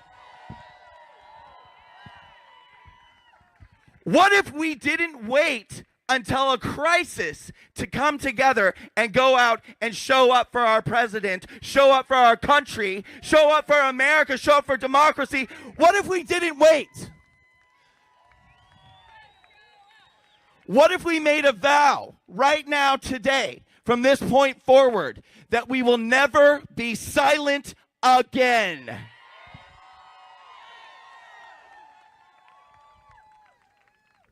Listen, ladies and gentlemen, there's so many crazy things going on right now. I watched on election night, as I'm sure the rest of you did, as I felt more and more minute by minute like I was being sucked into the twilight zone. I watched as President Trump clearly won Florida, and they wouldn't call it. Floridians here? Way to go, Florida! You know, sometimes we're not so sure about you, Florida. Sometimes we don't know. But you did it right this time. Way to go. Way to go.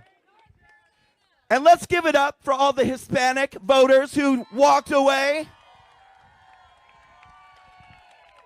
who made all the difference in the world in this last election. Yes, they did. I watched as he clearly won Texas, and they wouldn't call it. It wouldn't turn red.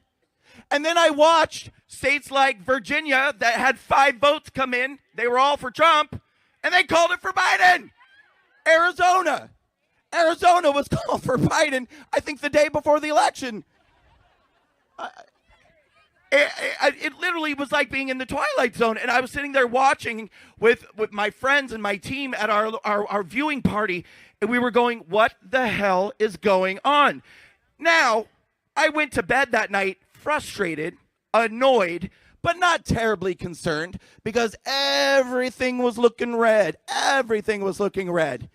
Imagine my surprise when I woke up the next morning and the whole damn country had turned blue. I asked myself, how on earth did this happen? Well, it turns out we took some unprecedented steps in this election this time. We just paused the voting count early that evening and sent everyone home. Never done that before, but we decided to do that this time. Then miracle batches of votes arrived for Joe Biden. Some of them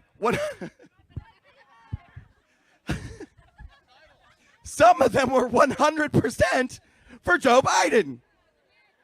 180,000 votes, not one for Trump, not one. Even though the whole country was turning red the night before, the miracle batches showed up in the middle of the night with not a single vote for Trump. Does that sound fishy to anybody? Am I alone? Does that, no? Okay. Nothing to see here. That's such a good point. He says nothing to see here. This is another thing that's so Twilight Zone-ish about what's happening right now. After all of this Trump hatred for 4 years from the left, I don't even see anyone celebrating Biden's supposed victory. I don't even see it. All they're saying is, let's move on, President-elect, let's move on. Everybody knows something shady is going on. Everybody knows it. And let me just remind, I know you guys know this, maybe for the people at home, maybe for the liberal media who's watching right now, maybe I can give you, I don't think you guys have gotten this message. The liberal media doesn't decide elections in this country. They do.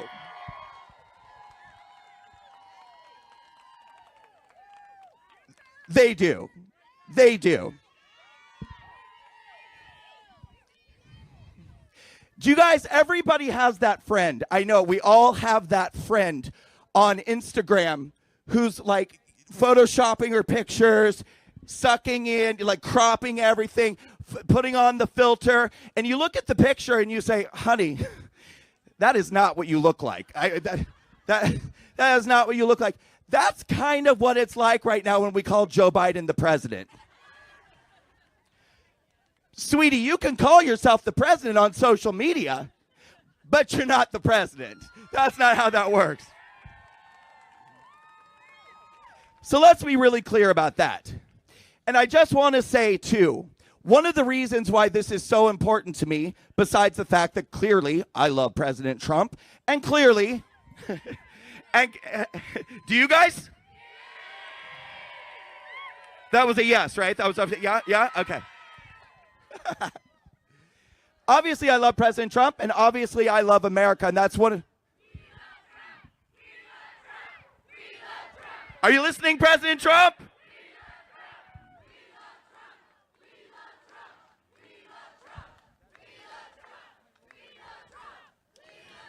They love you, President Trump. They love you. The people love you, and we're not going to give up on you. You've been fighting up for us for 4 years. President Trump taught us how to fight. We saw a fighter for the first time in the office. He brought out the fighter in all of us. They can't ever put that back in the box. The beast has been unleashed.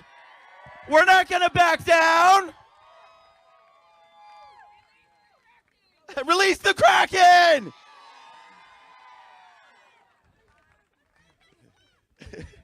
You guys, I was in the middle of a story.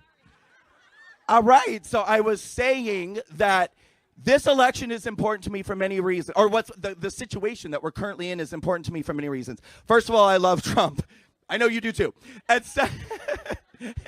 and second of all, I love America. But third of all, I love, and it has been a great passion, and it has been a great privilege for me the last couple of years to travel this country and make it a mission to open the minds of minority groups, young people, Black Americans, brown Americans, LGBT Americans, college-age Americans, and get them to walk away from the Democratic Party.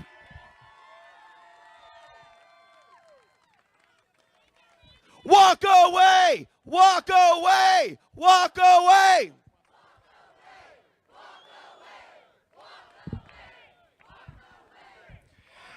Now, some of you have probably heard me say before that hell hath no fury like a gay man scorned by the Democrat Party. They have really pissed me off this time. Like, really, really. Because I'll tell you something. I was pissed enough in 2018 when I started Walk Away. Imagine how pissed I am now that we know it worked. And they're trying to steal these votes from the Black Americans, brown Americans, LGBT Americans, Jewish Americans, young Americans who made the choice to walk away from the Democratic Party and come to our side. And by the way, at Walk Away, we love everybody. We love straight white people. We love everyone. But let's just point out the truth. Congratulations, Democrats, on becoming the party of straight white people. Congratulations. Joe Biden resonated with exactly one demographic, which was elderly white men, which we love. We love you guys. We do. I don't, that's no diss. I'm just saying, for the party that loves to tell people they're the party of inclusion, diversity, and tolerance, and that you're the racists, and that you're the bigots, and that you're the homophobes. Are you kidding me? Because we're getting all the black people and the brown people, the LGBT people on our side.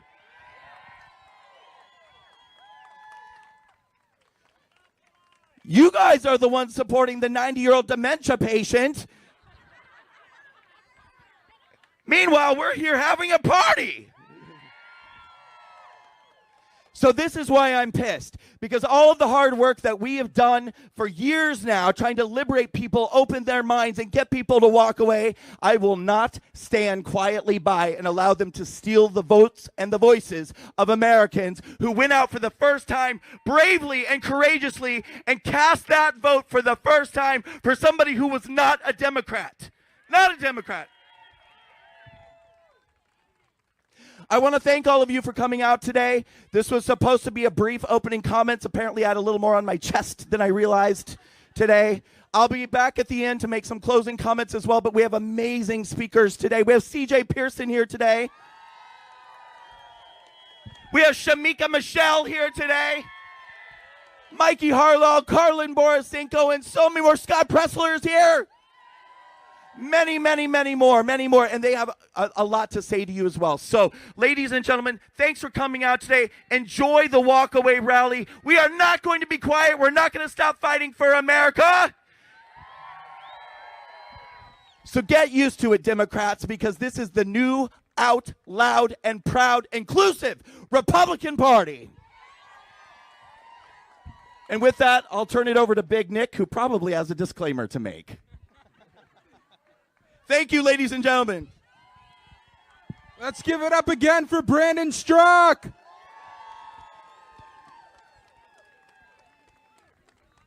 And he was right. All right.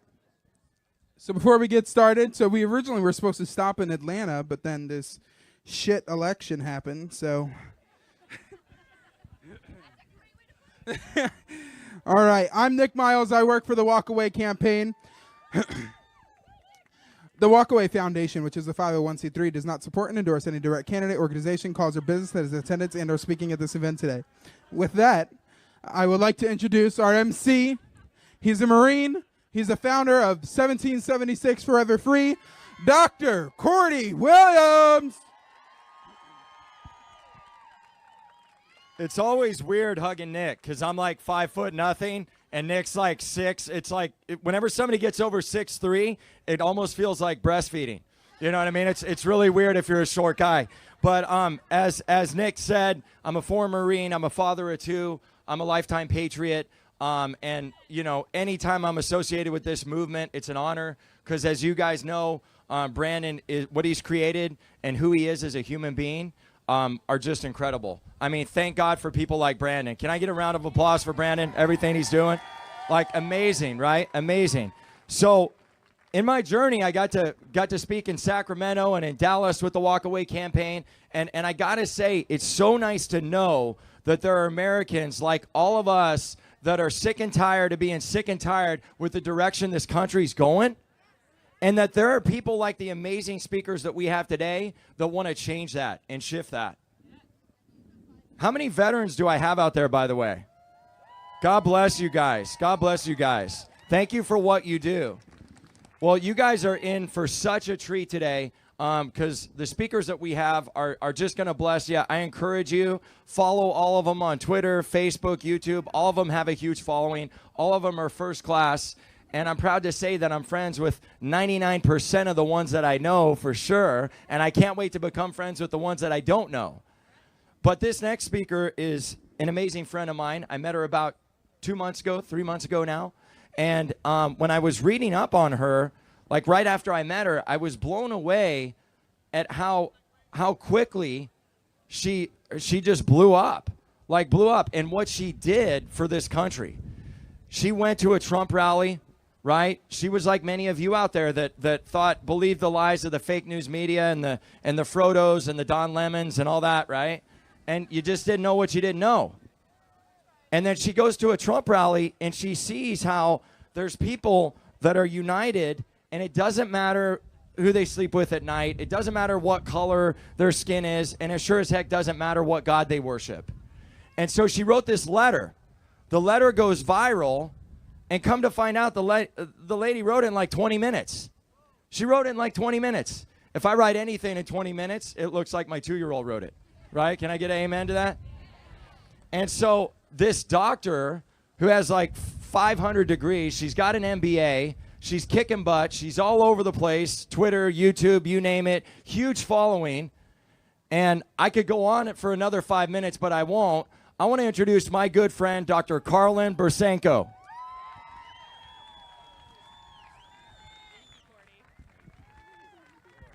Hello, hello. So, if you had told me a year ago that going to a Trump rally would change my life, I would have laughed in your face and told you that you were insane. But back in February, that is exactly what happened. So I was a Democrat for 20 years. I had never voted for anyone that was not a Democrat, except for Bernie Sanders, of course, up until this past election. And I have to tell you guys, when I went to my town hall and I casted my absentee ballot early, because we don't do mail-in voting in New Hampshire, we do absentee ballot in person where they actually have to look at my ID. When I cast my vote for Donald Trump, that was one of the most fulfilling votes of my life. I gotta tell you, even after I went to the Trump rally, I ended up leaving the Democratic Party about 3 days after the Trump rally, and it wasn't necessarily because I thought that Trump was like the greatest guy in the world. It was just because the Democrats have gone absolutely insane. And that was good enough for me, right? And, you know, once these people show you their true colors, they show you that they are trying to limit the speech and the ideas of anyone that doesn't disagree with their hard left line. That's the point where you have to say, no, no, no, no, no, honey, you have lost your privileges. I don't care that the right's not perfect. You're insane. And so I voted early because I hung out with the walkaway crew on election night where with Brandon watching all the returns come in. And we were so excited at the beginning of the night. And we went to bed so confident. And then we wake up the next morning and we're like, what the hell happened? What happened? Well, what happened is about 4 a.m., hundreds of thousands of votes mysteriously came in that were all for Joe Biden. And anyone, shame. Shame. And anyone that looks at this election with any sort of integrity and doesn't have questions, I don't know what they're smoking, but it's some pretty strong shit, I'll tell you what. So I got to tell you guys, I've been doing these Walkaway Rescue America rallies for months. We have been all over the place. I even got chased by Black Lives Matter in Dallas. Some of you guys may have seen that.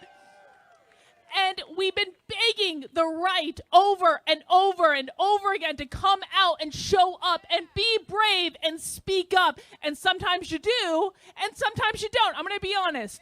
And most of the time when they didn't, what they would say is, well, Karlin, we vote. That is how we make our voice heard. Well, ladies and gentlemen, we now know that is not enough.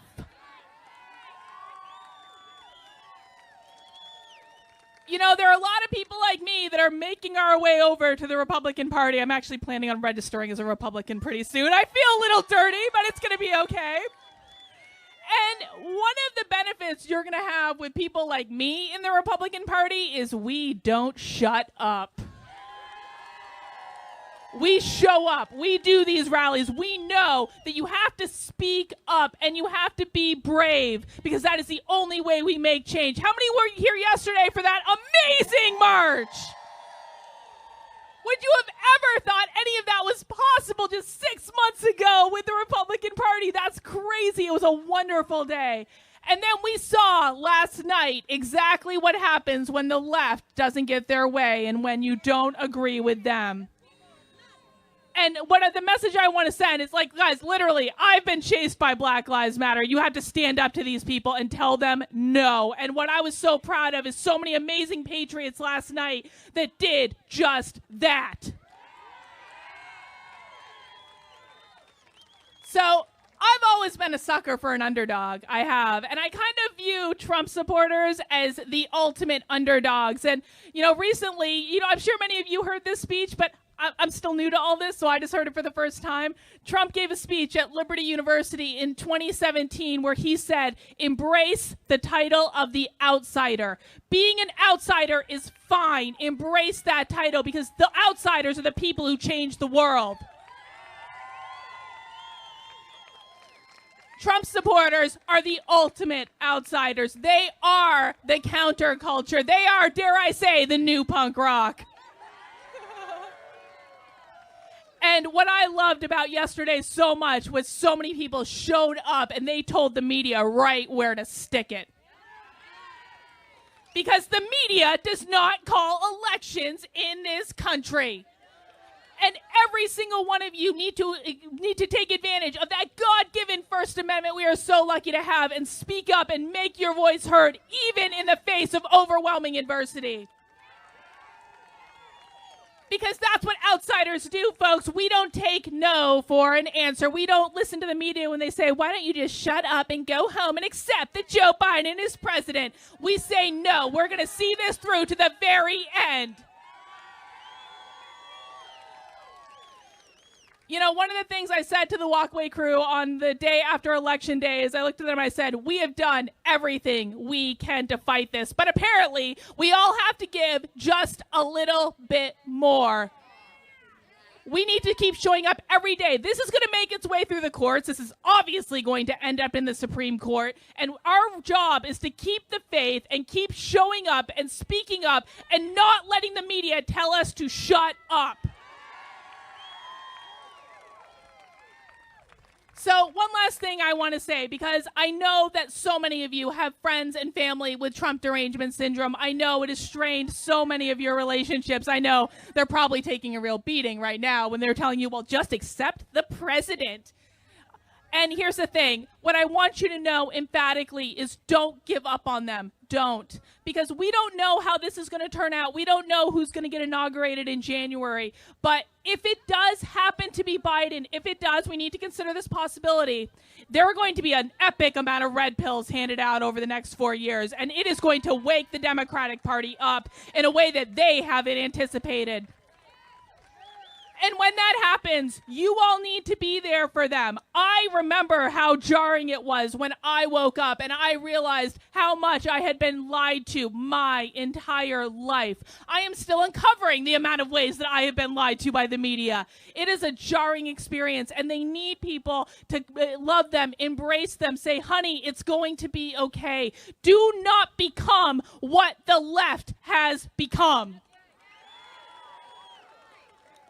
Because I am living proof that people can spend their entire lives as a Democrat, say vote blue no matter who, and then suddenly one day have an experience where you wake up and you see the truth. It can happen to everyone. You're planting the seeds every single time you have a conversation, every single time you open your home to your friends and your family, every single time you say, I love you no matter who you voted for. You are planting that seed for those relationships to be rebuilt.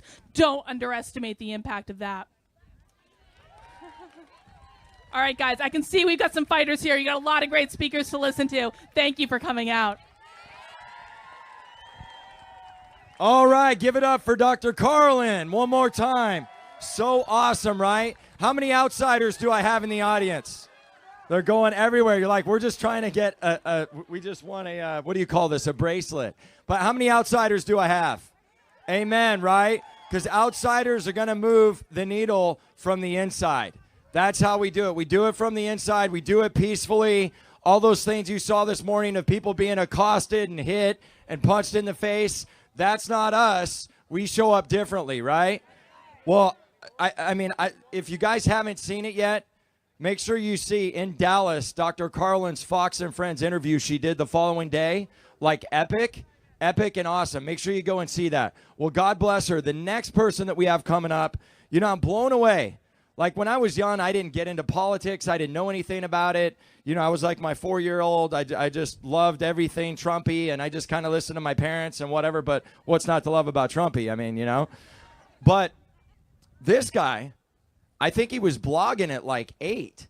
The guy's just like a firestorm, man. He's killing it. Guy is completely crushing it. He's created an organization called the Free Thinker, and he was just nominated as the youngest individual to be nominated to the Electoral College.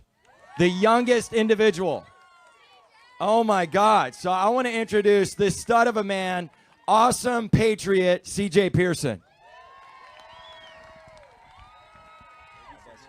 Thank you so much. God bless America, right? God bless America. Now, they might be scared to say that at the DNC, but we're in the company of patriots. We say, God bless America. Yeah, we do. Yeah, we do. Now, guys, the left and the media, they won't show this crowd. They don't want people to know that we exist. But what we showed them yesterday is that there are so many of us around the country in every single corner of this great nation. And we unequivocally back and support President Donald J. Trump. Unequivocally.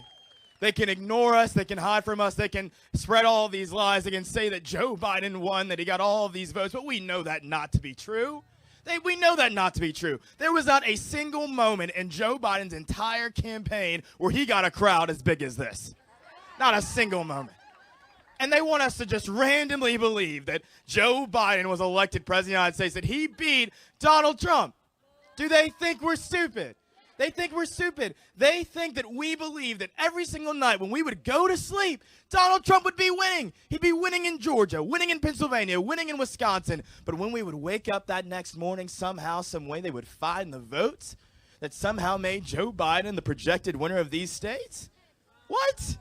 What? It's ridiculous. It's insulting because they think we're that stupid. But what they don't realize is that we're not rolling over anymore. We're not rolling over anymore. This is no longer the party of Mitt Romney. This is no longer the party of John McCain. This is the party of Donald J. Trump. This is the party of fighters. We're not going to sit here and accept the idea that they're going to steal this election from us. We're not going to sit back and let them say that they're going to rig this election so they can rig it next time, so they can rig it 4 years from now and 4 years from then. We will not allow the integrity of our elections, of our republic, to be undermined, stolen, and taken away. Not anymore. Not again. Not again. Not in the America that I love. America is a nation founded upon the ideals of liberty and freedom. And now more than ever has that not been under more direct attack than the idea that Joe Biden could ever be president of the United States. I will not allow it to happen. And the patriots in this room today will not allow it to happen either. We will not. We will not. I refuse to lose this country to the AOCs of the world. I refuse to lose this country to the Nancy Pelosi's of the world. I refuse to allow our nation to be overwrought, downtrodden by socialism, open borders, and lawlessness. Not in my America. No, not in this country. Not in this country. But yet they say that people like me and people like you don't exist. They say that the color of my skin should dictate my politics, that because I am black, because I am young, I should mindlessly follow the dictates of the left. I say no more. No more. No more. I refuse to allow identity politics to dictate who I am, what I believe, what my values are, what my ideals are. No, because I am a free thinker first and foremost, and I am not going to apologize for that. I'm going to be proud of that, as should you. As should you. As should you. And like I said, now more than ever, we are at a crucial time in our nation's history. We have reached a critical juncture. We are at a time that Reagan once remarked as and referred to as a time of choosing, where we must decide what type of nation we will be. Will we be a nation of lawlessness and socialism, or will we be a nation of law and order? A nation where the American people are put first, where America is put first, where we're not bowing to the globalist powers of the world and getting told what to do by the Chinas of the world, but we are making decisions that work for each and every one of you. Where we're not bowing down to the elites, we're tackling the elites. We're going against them, and we're delivering for the American people each and every day. And the fight continues. The marathon continues. It is only getting started. For example, in Atlanta, in Georgia, we have 2 Senate seats up for grabs right now, which are going to decide whether or not we retain the GOP majority. We're going to be active there. Next Saturday, we're going to have a big rally in Atlanta at the Capitol, showing them that all eyes are on Georgia, and we're not letting them steal that election too. Right?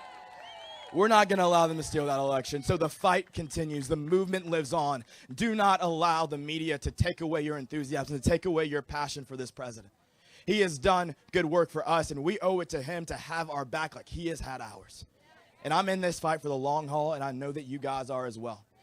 I cast the first vote of my life last week for this president.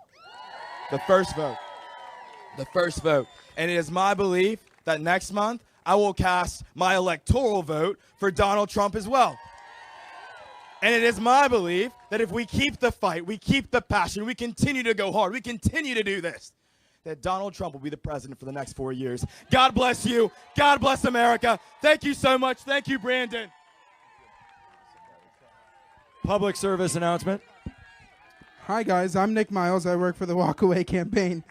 CJ, that was great, but the Walkaway Foundation, which is a 501c3, does not support and endorse any direct candidate, organization, calls, or businesses attendance and or speaking at this event today.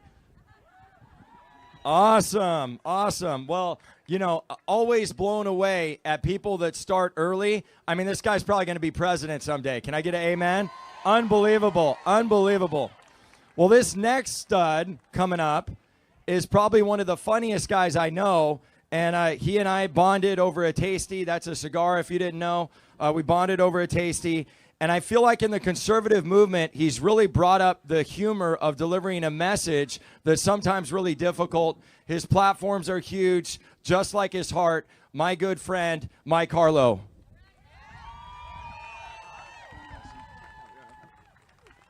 God, what do I have to be funny now? Thanks, Cordy. I'm still waiting for him to propose gay marriage to me. I might have a long wait. But hey, fam, how are you guys? It's great to be here today. I'm lying, it's not. No, it's great to be with you guys, but like, you know, okay, my friends here are very good about keeping spirits high, and yeah, let's go. This is a place of honesty. I'm just gonna own it. I have felt miserable with this shit. Am I the only one? Okay, good. So, I think we can be honest about that, but what's important is that we channel our despair into standing up and doing good things, because right now we are seeing the abyss and there's nowhere to go but up. We are seeing right now, every one of us are basically like friggin' Miss Cleo right now, seeing into the future and seeing what living in a communist country will be like, where different people are treated differently based on their opinions, total conformity, you're not allowed to disagree with anyone.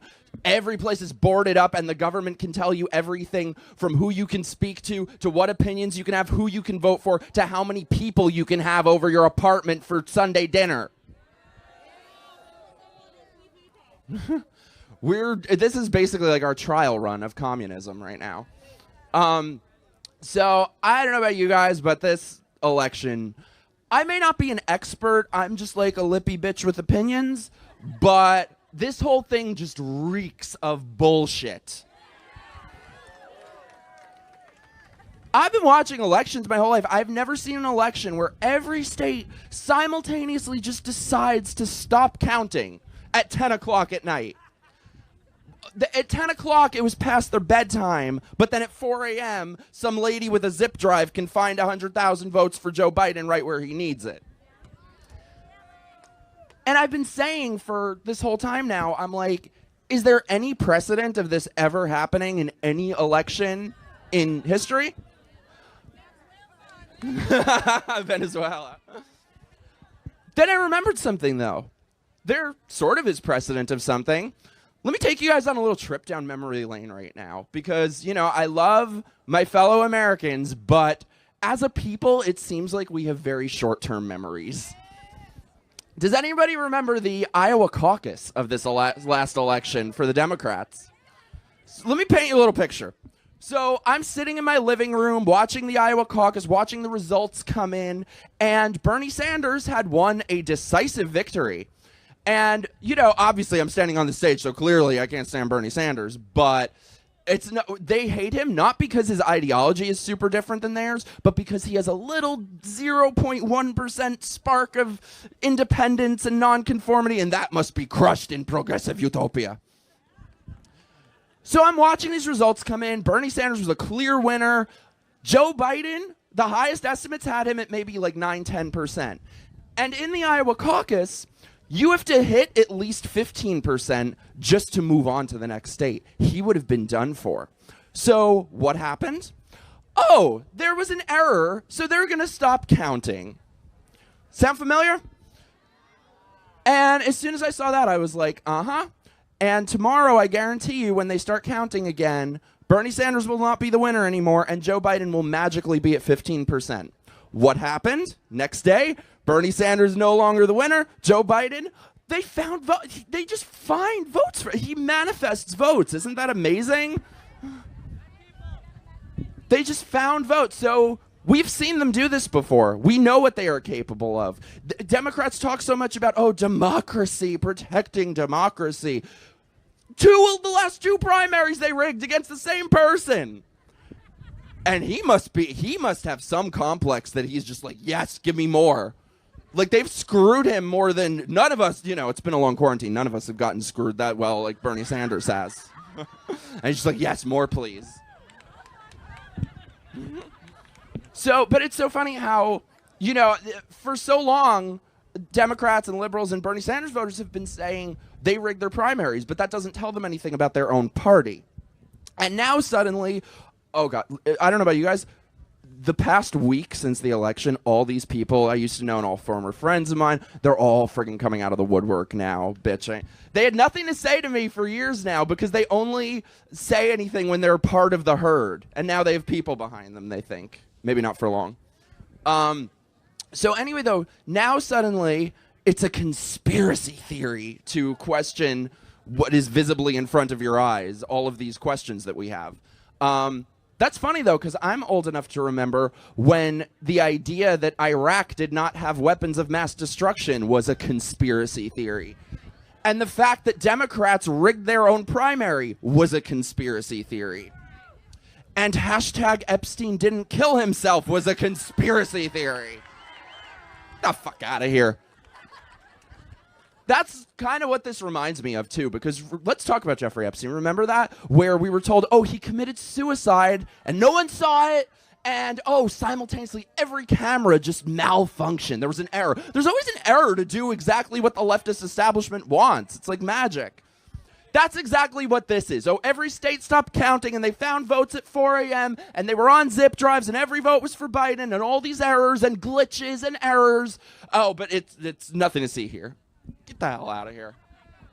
So I came here a couple days ago. I'm from New York, by the way. Really? Really? No one ever says that. They're always like, oof, sorry. I love you guys. So yeah, I'm from New York. I've been here a couple days, and it's shocking to see every store boarded up. Every single store. Look around you. Notice how there's no riots now, with 71 million of us pissed off in our lowest moment, and everything's fine and peaceful, but it's Trump supporters you need to worry about. And like I said, I may not be any expert, but I will never understand. The results of this election were so unprecedented. In many ways, it's not a loss, as hard as it is to feel that way, because we accomplished so many things. President Trump got the highest non-white vote of a Republican in 60 years. He got double the LGBT vote. Nearly a third of LGBT Americans voted for Trump. And like I said, I'm from New York. Which, we need to talk about Republicans in blue states in New York because they're fucking useless. They do nothing. But Trump did 11 points higher in New York than 2016. So you can call me a damn conspiracy theorist if you want. I don't understand how you accomplish all of those things and lose in the exact places Biden needed to get votes. I don't get it. So last night, I was talking to somebody, this liberal I know, who, she's one of the nice ones. She doesn't, she can't help it. But so she was asking me, she was like, okay, well, now that Biden won, even though no state has certified him yet, I would like to be addressed, by the way, as President-elect Harlow right now. Thank you. So she said to me, she was like, well, now moving forward, what do you want? How would you feel represented, included? And I thought about how to answer that because I wanted to give her a genuine answer. And I was like, well, there are policies I support, like being anti-war or for the Second Amendment or economic policies, but we are so beyond that. That has nothing to do with anything right now. We are literally in the throes of having communism in the United States of America right now.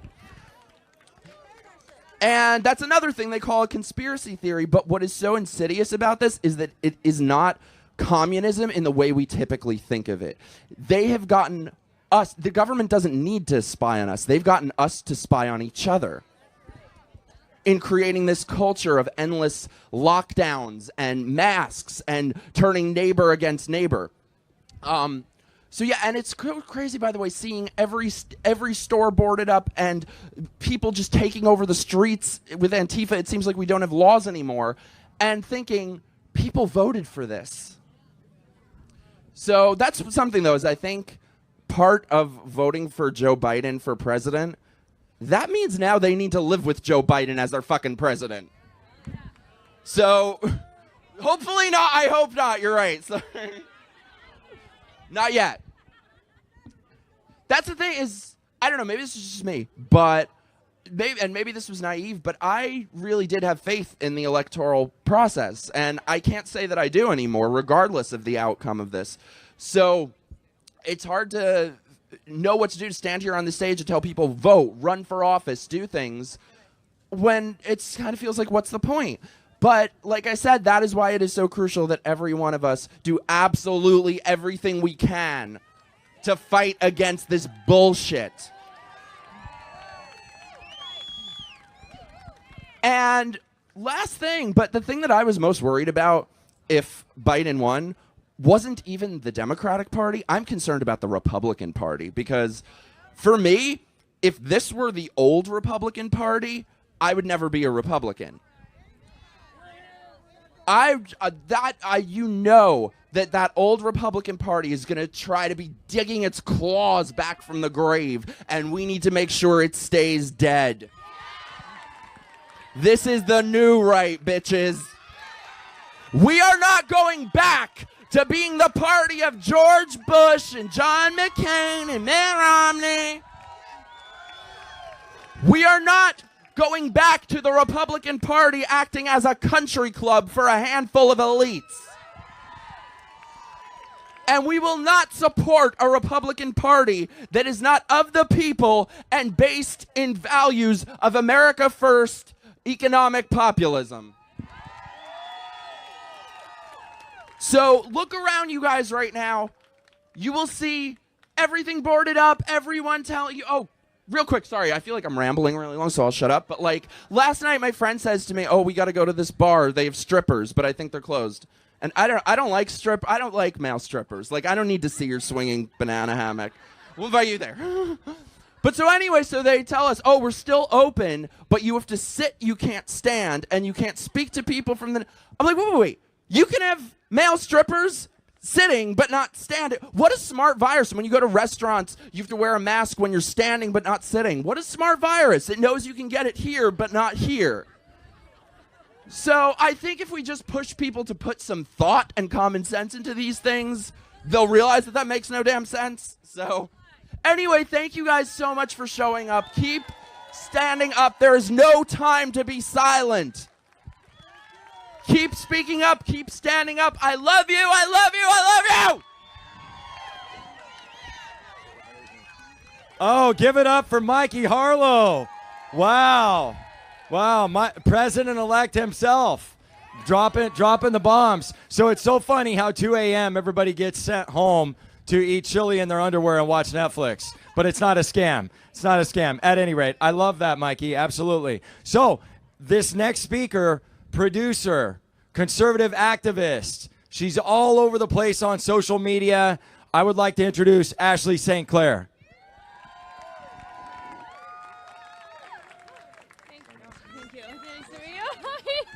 Hi, thank you.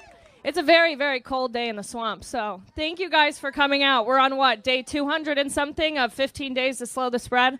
But I love that nobody's wearing masks out here because, quite honestly, I'm sick of them. But that Joe Biden said he's going to make us wear them longer for more indefinite lockdowns. But I love that all of you guys are out here and that you guys came here yesterday to stop the steal of our election. And that's something that conservatives and even the Democrats deserve, as a fair and balanced election. That's what we all deserve as America. How many of you believe that America is the best country in the world? then can someone tell me why we are running an election like a banana republic? Tell me why they told us all to go to sleep and they're going to continue the vote count in the morning, and we wake up and there's 100,000 new votes for Joe Biden. That is like flipping a coin 100,000 times and it landing on heads every single time. It doesn't happen. But then they said, oops, that was a typo. A typo in an election for the leader of the free world. But I love the energy here, and I love the way the Conservative Party is going, and that is because of Trump. Conservatism and being a Republican for a long time meant progressivism driving the speed limit. But no more, because we're not going to tolerate it. We're going to say that we want law and order. We want a fair and balanced election. Nationalism is not a dirty word.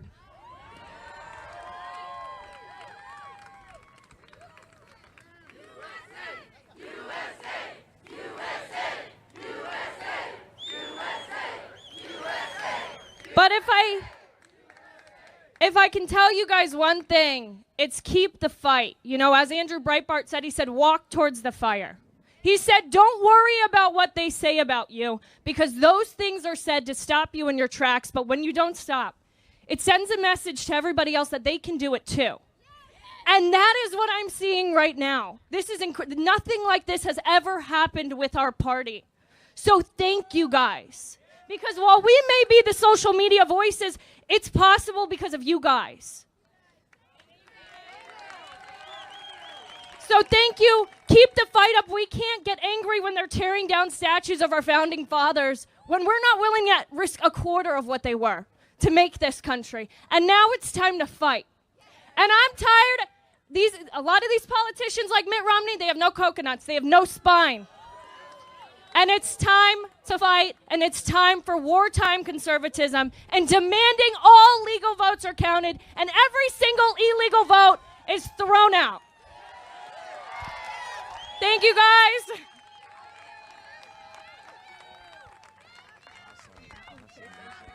Awesome. Give it up for Ashley St. Clair. What do we want? She's right. Do we want illegal votes or legal votes? Legal votes. We're not Sleepy Joe fans. We're not Sleepy Joe fans. So at any rate, this next speaker, amazing, amazing woman. I got to know her in Dallas, and I got to see her fire and passion, because you don't want to make this lady mad. And that's the way it goes when you're a mama bear, because mama bears, I mean, you guys know, man. You mess with your little bear cub, it's over. Mother of three, accomplished author, accomplished activist, and amazing speaker. Give it up for Shamika Michelle. Get over here, girl. And I got one request real quick from security, if you would. Just take one giant step back, if you don't mind. What's up, Americans? Thank you for coming out this morning, especially on a Sunday. So if the Democrats hadn't closed America, most of you would be in church. Or if you weren't out fighting for your country because they are thieves, you would be at home enjoying church. So since we have a panel full of patriots, I figured that I would take this time, since it's Sunday, to give us a little church break. Is that okay? So I want you to look at your neighbor and say, church break. I need you to say it loud. See, in the black church, when we tell you to look at your neighbor, that means the person that's standing right beside you, you look at them and you yell. So I want you to look at your neighbor and say, church break. We're getting ready to have a little church break right now. Because what I'm seeing is a little lack of faith. I'm seeing people one moment say, stop the steal, and then the next moment, I don't know if we're going to win, I just don't know, I'm so scared. So we're going to have a church break. Is that all right? And I'm coming from 2 Thessalonians chapter 2, starting at verse 9. The coming of the lawless one will be in accordance with the work of Satan, displayed in all kinds of counterfeit miracles, like getting more votes than Obama, signs and wonders, and in every sort of evil that deceives those who are perishing, like Antifa and Black Lives Matter. They perish because they refuse to love the truth and so be saved. For this reason, God sends them a powerful delusion so that they will believe the lie, like Biden won fair and square. In 15, it says, so then, brothers, stand firm and hold to the teachings we passed on to you, whether by word of mouth or by letter. So then, brothers, stand firm.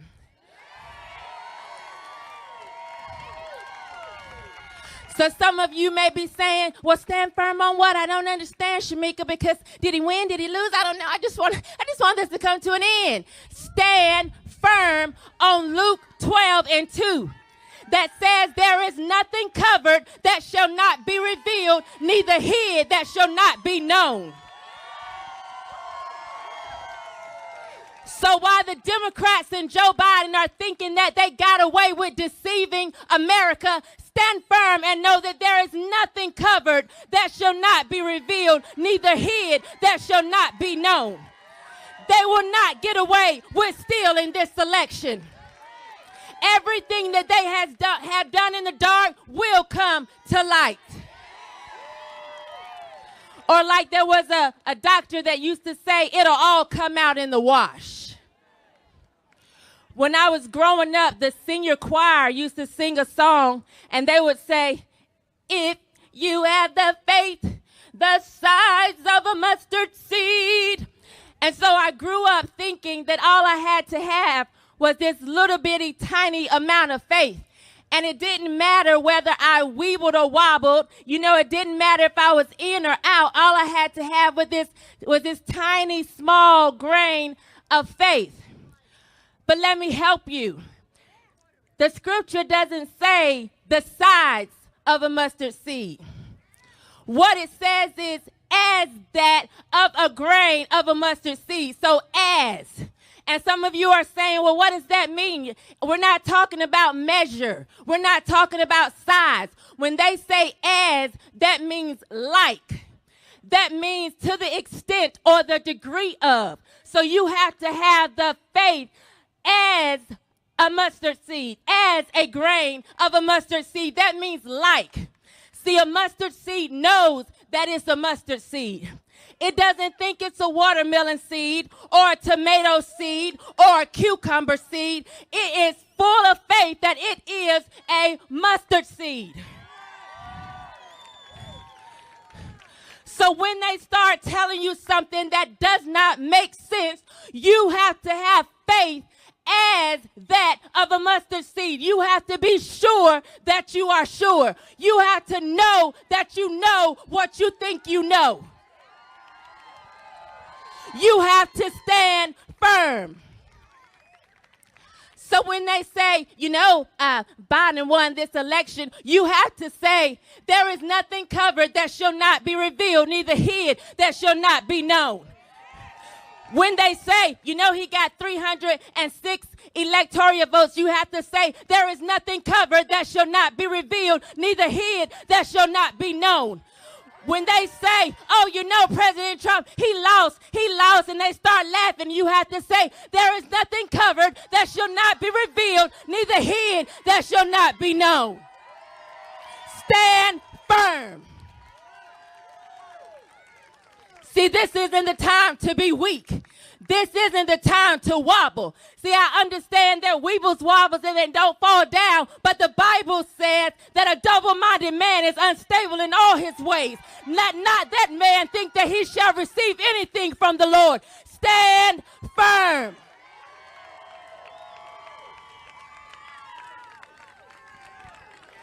When they say to me, well, what are you going to do now that the election is over and Trump has lost? What are you going to do now? I say there is nothing covered that shall not be revealed, neither hid that shall not be known. And then I also say to them, don't worry about my pockets. As the little girl said in the viral video a few years ago, worry about yourself. See, I want you all to be unmoved. I want you to be unshaken right now. And I know I'm black coffee, but I'm not going to be stirred. Stand firm.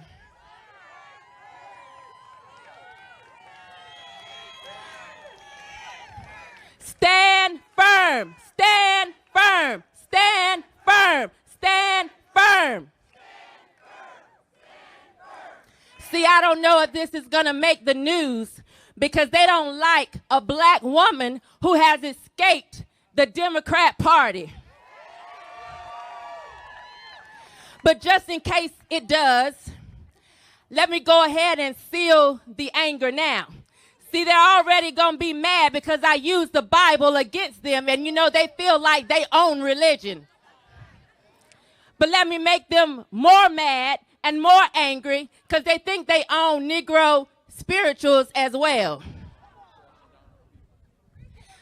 So I want to say to them, I'm going to stand firm.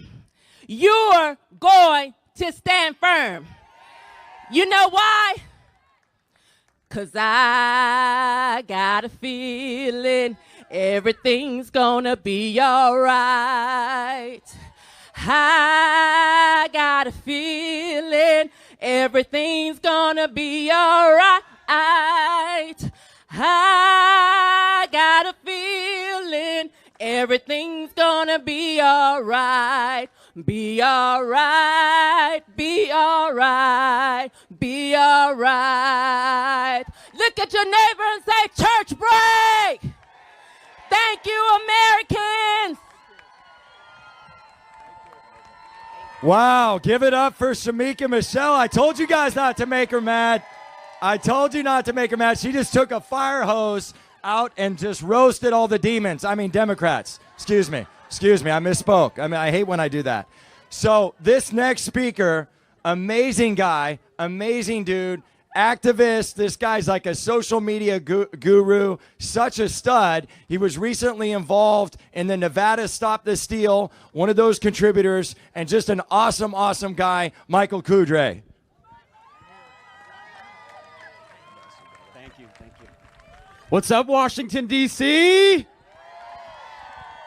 It is amazing to see how many people showed up to Stop the Steal yesterday and today. We're making our voices heard more than anything. The left wants to try to steal the election from a duly elected president. Are we going to let that happen? They got the mail-in votes. That's where it started, right? It started with the mail-in votes. It started with the COVID excuses. And then it started with the DNC suing the Secretary of States for these swing key states. Make the signatures 40% match and it's going to be fine. Don't check the IDs. Show up and vote. It doesn't matter what happened. Every systematic thing that they could do to try to cheat the American people from their vote is what they did. But you know what I say?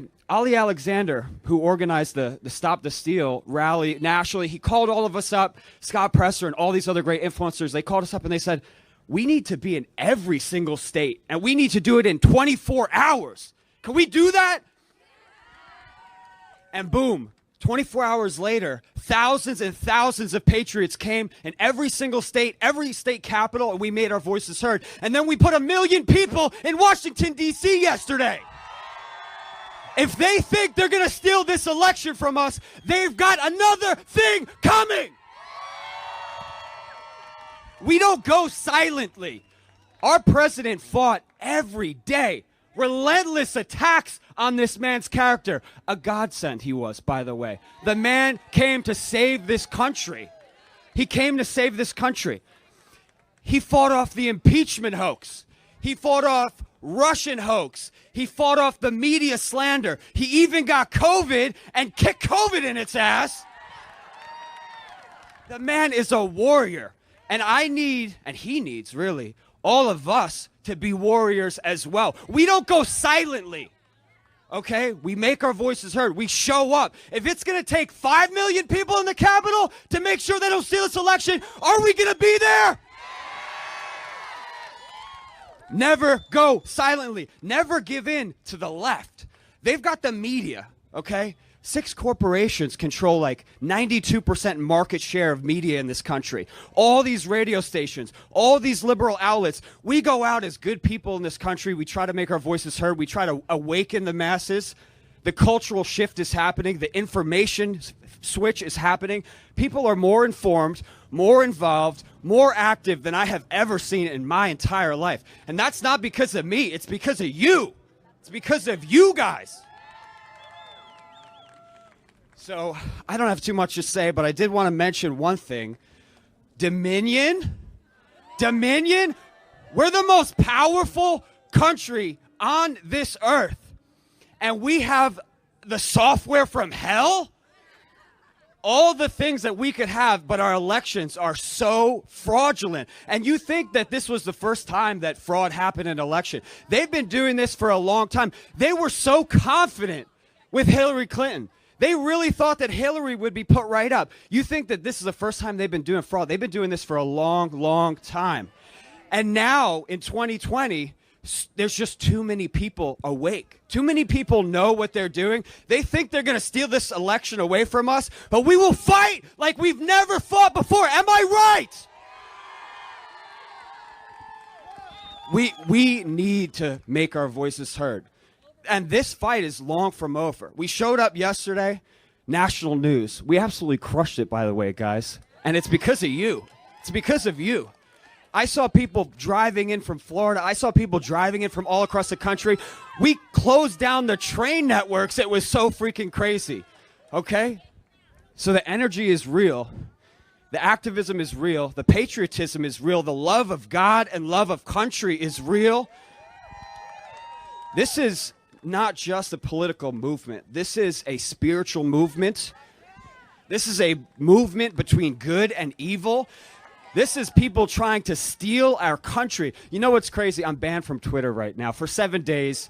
They silenced me right upon the biggest event of my life, and I'm like, oh gosh, how could they do this? So they stopped.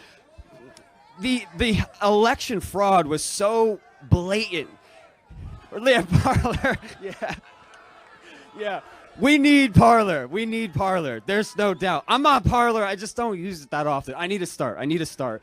But it was so like right in your face, like a big F you to pretty much every 72 million Americans. They basically said, your vote doesn't matter. We're stealing this from you. Everyone knows, right? So I said, maybe we should change hashtag stop the steal to hashtag stop the coup. They really didn't like that. They really, really didn't like that. They're like, oh, no, you're banned for 7 days for this crap. But it's true. I mean, if they fraud the votes in all of the key swing states, right, they're robbing you of your vote. They're robbing you of your voice. They're robbing you from doing your duty as a patriotic American to put the man best suited for the position. So are we going to let Sleepy Joe get in there, or are we going to fight for President Trump? Trump. We're at the pivot moment, ladies and gentlemen. We are at the pivot moment. This is the most important election I think I have ever witnessed. We've got one chance and one opportunity to make this thing right. So if we need to fight every day at your state capitals, if we need to fight every day at the municipals where they're counting the votes, then that's what we're going to have to do. Okay? Are you guys ready to fight for this? I love you guys so much. Thank you for coming out. And one thing also, can we get a round of applause for Brandon Strzok and the walkaway team? These guys are so amazing. So anyway, that's all I had to say. Thank you guys. I love you all. Give it up for Michael. Give it up for Michael Kudre. I love what he said about Warriors, because it's so important that right now, even after Donald Trump gets reelected, that we are Warriors. So this next speaker, guys, amazing, powerful woman. She's a conservative activist. She's a political operative, and she's got an amazing site called Reagan Babe, Miss Megan Barth. Hi, everybody. So my name is Megan Barth, and they refer to me as the Reagan Babe. My website is reaganbabe.com, as well as all of my handles. And I go way back, okay? I'm an old school activist. I put boots on the ground 12 years ago with Andrew Breitbart and the Tea Party movement. And I have to tell you is that this movement that's going on right now, pre-Trump and post-Trump, is exactly reminiscent of what happened in 2008, 2009, and when we kicked the Democrats' asses in 2010 up and down the ballot. Okay, politics is war, and there are many battles in a war. You cannot tire. I've been doing this for 12 years, and I'm not tired, and I'm not going to get tired. Because in politics, too, because it's war, you have to know the enemy. And for far too long, Republicans were saying, oh, you know, my friend across the aisle. Yeah, I'm going to work with my friend across the aisle. Well, how do you shake someone's hand with your friend across the aisle when they're putting a knife in your back? So I do not mince words. It's probably one thing I'm known for, whether I'm on the radio or wherever. Can we really believe a party did not steal an election when that same party is telling us that Antifa is a myth? Now, that myth just basically firebombed the Willard Hotel last night. That myth dragged women and elderly men off the street and cold-cocked an elderly man yesterday on Pennsylvania Avenue. Where is CNN?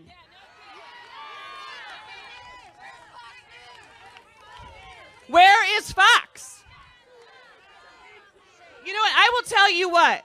My boyfriend, who is a Mexican-American and a huge Trump supporter, was watching Fox News last night because he wanted to get the goods on what was going on here in Washington, D.C., because I live in Las Vegas.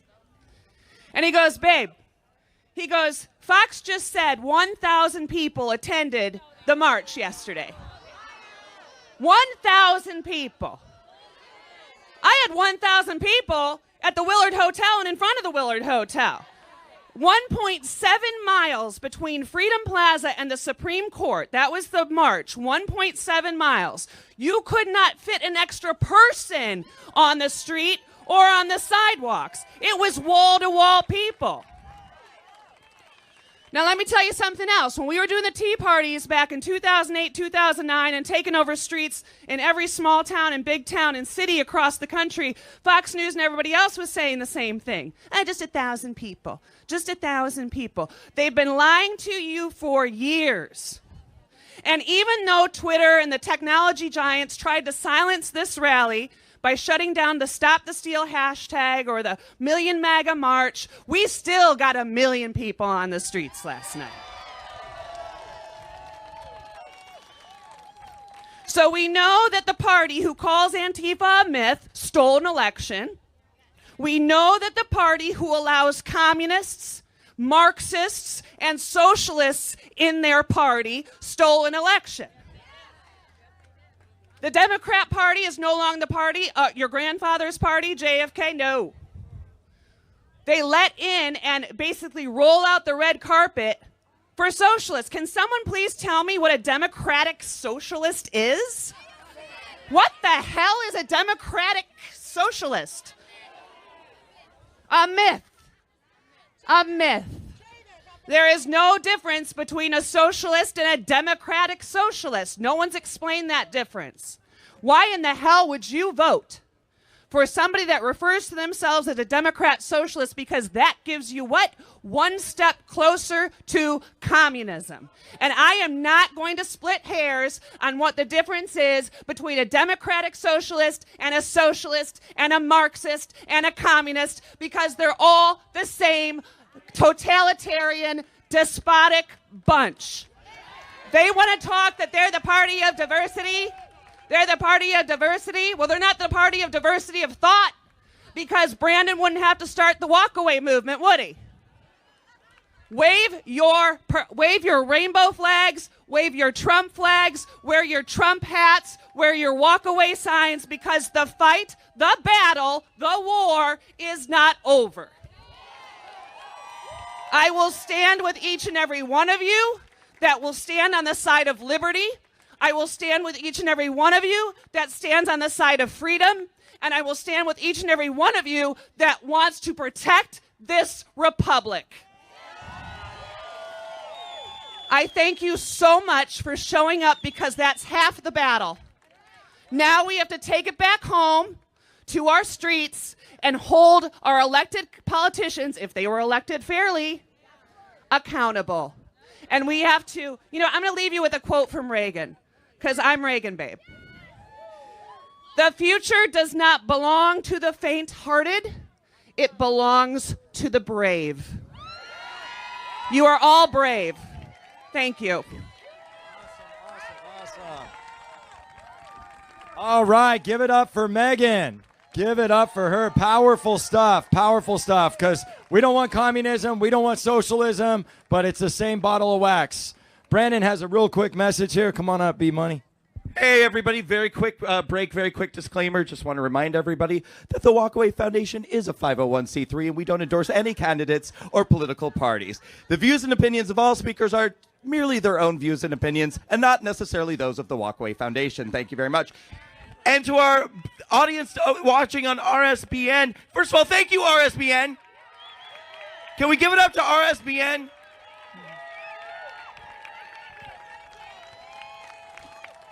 I'm sure you guys all know, for anyone who doesn't know, RSBN travels around the country. They cover all the Trump rallies. They do it so everyone can watch for free from the comfort of their own homes. Thank you, RSBN. You guys are amazing. We love you. And for the RSBN audience who may not know about us, check us out on walkawaycampaign.com. We're a movement that started in 2018 of people who are walking away from the political left. And we're trying to capture we're trying to liberate the minds of all different people who are on the left, especially black, brown, LGBT people, these minority communities who are being indoctrinated by the Democrat Party, and that's what we're doing. So you learn more about us at Walkaway Campaign. Follow us on social media, walkawaycampaign.com. Follow our social media, and please contribute to what we're doing, because we're out there working hard all the time. Thank you, Cordy. Thank you, B-Money. Appreciate that. So this next powerful woman has a show called Rose Unplugged. She's been on Fox News numerous times. She's guest hosted for Sean Hannity. She's guest hosted for Dennis Prager. She really needs no introduction, but her personality is just like her name. Miss Rose, come on up, young lady. Hi, everybody. Listen, first of all, Brandon Strzok, thank you for walking away. Look what you started. And you know what? Guess what? 244 years ago, there were a group of men who decided to walk away. They were our founding fathers. And they knew what it was like to live under tyrannical rule. They knew what it was like to have someone tell them how they could worship, if they could worship, how they could work, what they could work at. That sounds very familiar right now, doesn't it? Very familiar. And those men, those strong and wise and courageous men, got together. And listen, it took courage, because they knew when they walked away, they would be putting a target on their back. Yes, they did. They knew they were sacrificing their lives, their sacred honor, and their fortunes. And yet they did it. They did it. And history books tell us that there was some discussion and hesitation before they signed that Declaration of Independence, until John Witherspoon stood up and made a very passionate speech. And in it he said, "There is a tide in the affairs of men. Do you perceive it not before you? To hesitate is to agree once again to be subjects to tyranny," basically is what he said, right? That is where we are right now. That is where we are right now. You must perceive it now before you. And if we hesitate, we are in so much trouble. And history tells us that after they signed that Declaration of Independence, those men got down on their knees, some of them, and prayed, and others wept openly. And they prayed because they understood that their liberties came from God and God alone. That their liberties did not come from men, because if they did, They could be taken away from us by men, which we are seeing right now. 11 years later, in the same place that we now call Independence Hall, my state, Pennsylvania, where all eyes are right now, right? The Keystone State, the beginning of this nation, where it all started. Same place, some of the same men are meeting again in that place, and they are drafting the most radical document of all time. They are putting together our Constitution. Amazing. And they were there for months doing this. Imagine the people walking around outside and wondering, what is our future going to be? What are they deciding behind those closed doors? We need to know. And ladies, let me tell you something. On the final day of deliberation, when they came out, a woman, of course it was a woman, right, ladies? Of course it was. Because we are concerned. We want to know what the future is for our children and their children. So a woman stops Benjamin Franklin and says, well, doctor, what have we got? A monarchy or a republic? And he said, a republic, if you can keep it. We must keep the republic. That is what this is about. Ladies and gentlemen, I would say to you that we are in probably the most important battle of our lifetime. Save the Revolutionary War, and yet it is a battle for the exact same thing. It is a battle for liberty. It is a battle for future generations, just like those men who knew that they would never fully appreciate the fruits of their labor, who knew they would never fully live in complete freedom. But they sacrificed all of those things so that generations of people would be free. People they would never know, names they would never call out, and faces they would never see. They did it for all of us right here, for all of us. And so I say to you, can we not make those same sacrifices for future generations? This is the battle of a lifetime. And I would suggest that most of this battle needs to be fought on our knees. That's how we fight this battle, on our knees. But we must fight with everything that is in us, because we do it for names we will never speak, for faces we will never see, for generations of people that we want to live as free as we did. God bless you all. Thank you. Wow. Wow. USA, USA, USA, USA. Awesome, awesome, awesome, awesome. Man, Rose almost had me in tears. Powerful stuff, powerful stuff. Well, the next speaker, like many that have been up here today, really needs no introduction, because he filled the streets of this entire city yesterday with his movement and what he does, and he's just an amazing human being, such a stud. Had an awesome tasty with him last night, too. That's a cigar, by the way. Mr. Ali Alexander. Come on up, stud. Well, it's not my movement, it's our movement. In fact, whose streets? Whose streets? Whose? Okay, there. All right. So, I'm not really a speaker, I'm an organizer, and I got recruited into running Stop the Steal 2020 because of our success in 2018 when we saved Rick Scott's seat in Florida. We kept DeSantis out of the runoff, and we caught their plan and what they were going to do in 2020. Who here was in Broward County? We got a couple people who are, okay. So I'm kind of, I'm an organizer, so I'm not going to do some rah-rahs. I want to tell you guys some stories that the media is not going to tell you. A couple of us, Megan and I, we had a friend named Andrew Breitbart. Anybody familiar with him? And if I wasn't here right now, I'm sure that Andrew would be here right now. And he used to do this thing, and sometimes we do it in commemoration of him. Raise up your phone. Raise up your phone. All right. I dub you journalist, and we want to be your editors. We are the media. Let me hear you. We are the media. It's important to realize this isn't about Biden. It's not even really about Trump. It's about protecting our freedoms. They want to lock us down. And the media has partnered with these authoritarian freaks to lock us down. So I've told all of our organizers, do not get permits. We're not doing that anymore. We're going to peacefully assemble, and if they punch us, we're going to punch back. Self-defense is a right. The right to peacefully assemble is a right. To petition our government is a right. Stop the Steal is not going to be just about 2020. We're going to go into 2022, and any Republican that doesn't stand with Trump is out.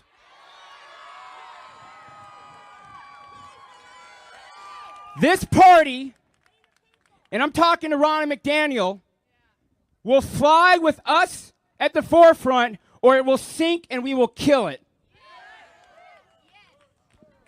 2022 is going to be the battle for the Republic after we're done with this. So let me tell you guys a quick story, because I love these backstories. These process stories is what they call it in the media.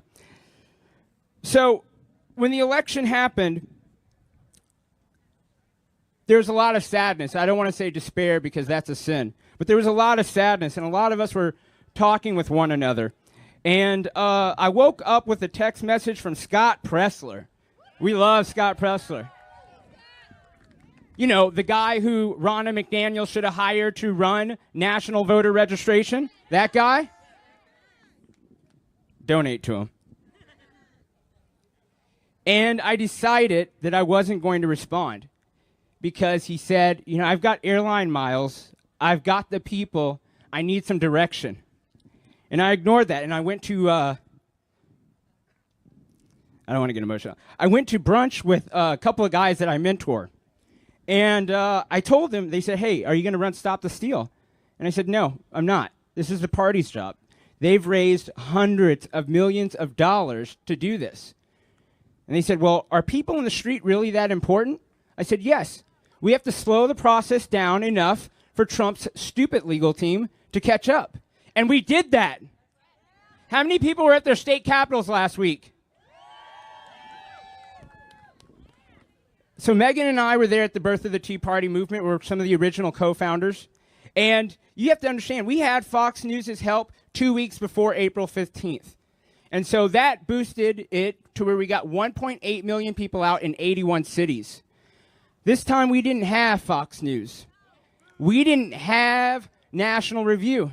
Thank God for OANN, RSBN, Newsmax, and Epic Times, and Breitbart. But we didn't even have time to let them know what we were planning. These guys were out there sweating and dying, and some on their own dime and some on the donations that you guys sent to StopTheSteal.us. But we put 30,250 people out in 50 states through word of mouth. Y'all are saving the Republic. Stop the steal. Stop the steal. Stop the steal. Stop the steal.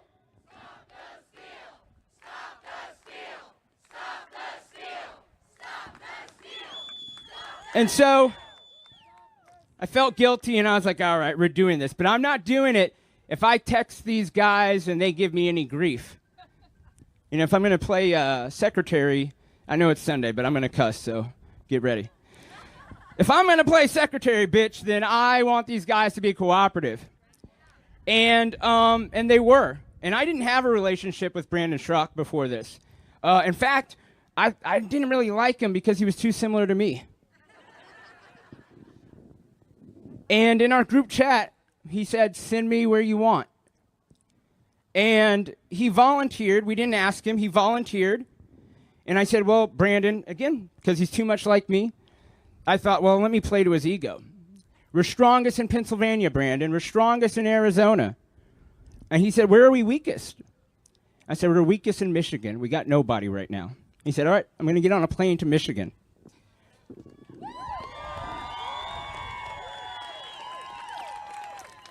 And he flew out Shamika, and he flew out Mikey. And they had 500. Then they had 800. And then they had 1,000 people in Lansing. And then we got the state legislature to say we wanted to audit the vote. Brandon Schrock.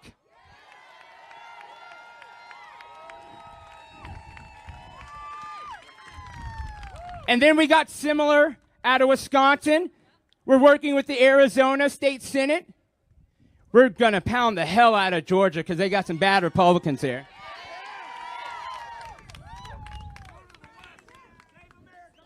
We are winning. And again, I just want, can my colleagues at Stop the Steal kind of come up here?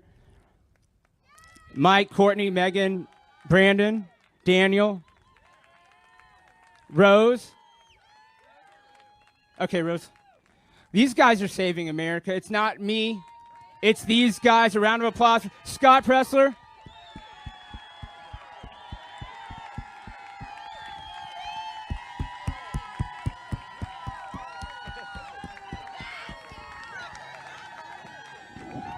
So anyway, I want the Republicans and the Democrats to know that we're coming after you. December 14th is when the Electoral College meets, and we're going to force Pennsylvania, Wisconsin, Michigan, Arizona, and Georgia to send Republican electors to the Electoral College, or there's not going to be an Electoral College. I want 5,000 people in Georgia next weekend. We're going to be in Atlanta. We're going to flood the state legislature, and we will be heard as a truly populist movement. And here's the good news. If Trump doesn't win the Electoral College and no candidate gets 270, then it goes to the House of Representatives and it becomes a House of States. And I feel kind of good about our chances there. So don't let anyone tell you that Trump didn't win or can't win, because we're going to stop the steal. Stop the steal. Stop the steal. Stop the steal. Stop the steal. The Walkaway Foundation, which is a 501c3, does not support and endorse any direct candidate, organization, cause, or business that is in attendance and or speaking at this event today. Ladies and gentlemen, are you having a good time today? Thank you so much. Listen, again, I want to thank you guys for coming. We're not done yet, but I want to thank you for coming out, because I know a lot of you were planning to, fly home, drive home today, and you stayed late to be a part of this. So thank you very much for those of you who are staying. We understand some of you have to go. You have to catch a flight. We get it. Just so you know, I checked the weather. It's not going to rain for about another 3 or 4 hours, so we're good. I know it looks gloomy, but it's not going to rain. We're all good. And stay put, because Scott Pressler's coming pretty soon. I'm not stupid. I put him at the end of the program so everyone would stay. I know what I'm doing. We have a few more really amazing speakers, and then Scott Pressler is going to be out. And I want to say thank you again to RSBN. RSBN, you guys are the best. And to the RSBN audience, make sure that you check us out at walkawaycampaign.com. Follow us on social media and give me a follow on Twitter. They are robbing me on Twitter. I lost like 2,000 followers since the election. It's crazy. Give me a follow at Brandon Strzok, STRAKA. Thank you very much. Nick, you have something else to say? So someone who can't be here is Walkaway Campaign Executive Director Libby Albert. So if everyone in one motion can say, "Hi, Libby Albert," to that camera, because she's watching and she's going to text me in about 5 seconds because I mentioned her name. All right, you ready? It's "Hi, Libby Albert." Ready? 1, 2, 3. Hi, Libby Albert. Awesome, awesome. So awesome, Ali, and what he's done. Oh my God, right? Brandon, you see what it's like when you get patriots and they're willing to mobilize like the thousands of people that are here today, right? Like, this is what happens. We start to move the needle together. Well, the next speaker, another firebomb, firecracker, like somebody that's just torching, right? Getting more people to walk away and come to our side of the playing field. This lady organized MAGA Meetup. She's one of the organizers in the Las Vegas Stop the Steal, and a huge conservative activist, Miss Courtney Holland.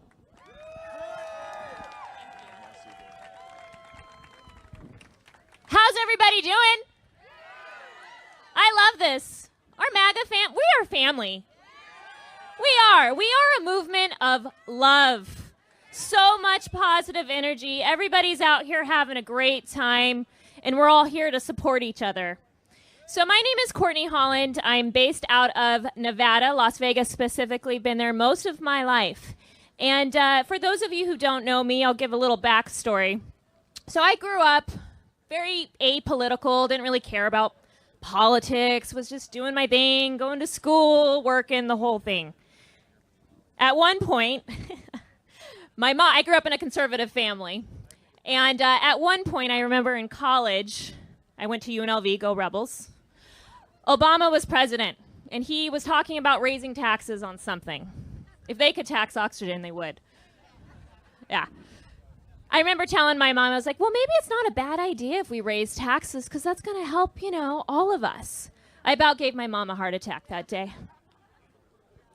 Fast forward to President Trump announcing that he was going to be running for president of the United States. I was like, what's this about? What's this guy about? And I think that was the case for so many people in this country. He was a change, a refreshing change. The man is not a politician, right? And the thing about President Trump, we know what to expect with President Trump. He communicates with us directly. For anybody that says he tweets way too much, no. Do you think Joe Biden's actually running his own Twitter account? Some college intern's doing that. He probably doesn't even know what Twitter is. So President Trump got elected in 2016, and I was a part of the silent majority for the first couple of years. And I watched from behind the scenes. And it was 2018 I started to get on Twitter, and I kind of started to get my news from there because I wasn't getting real news of what was going on.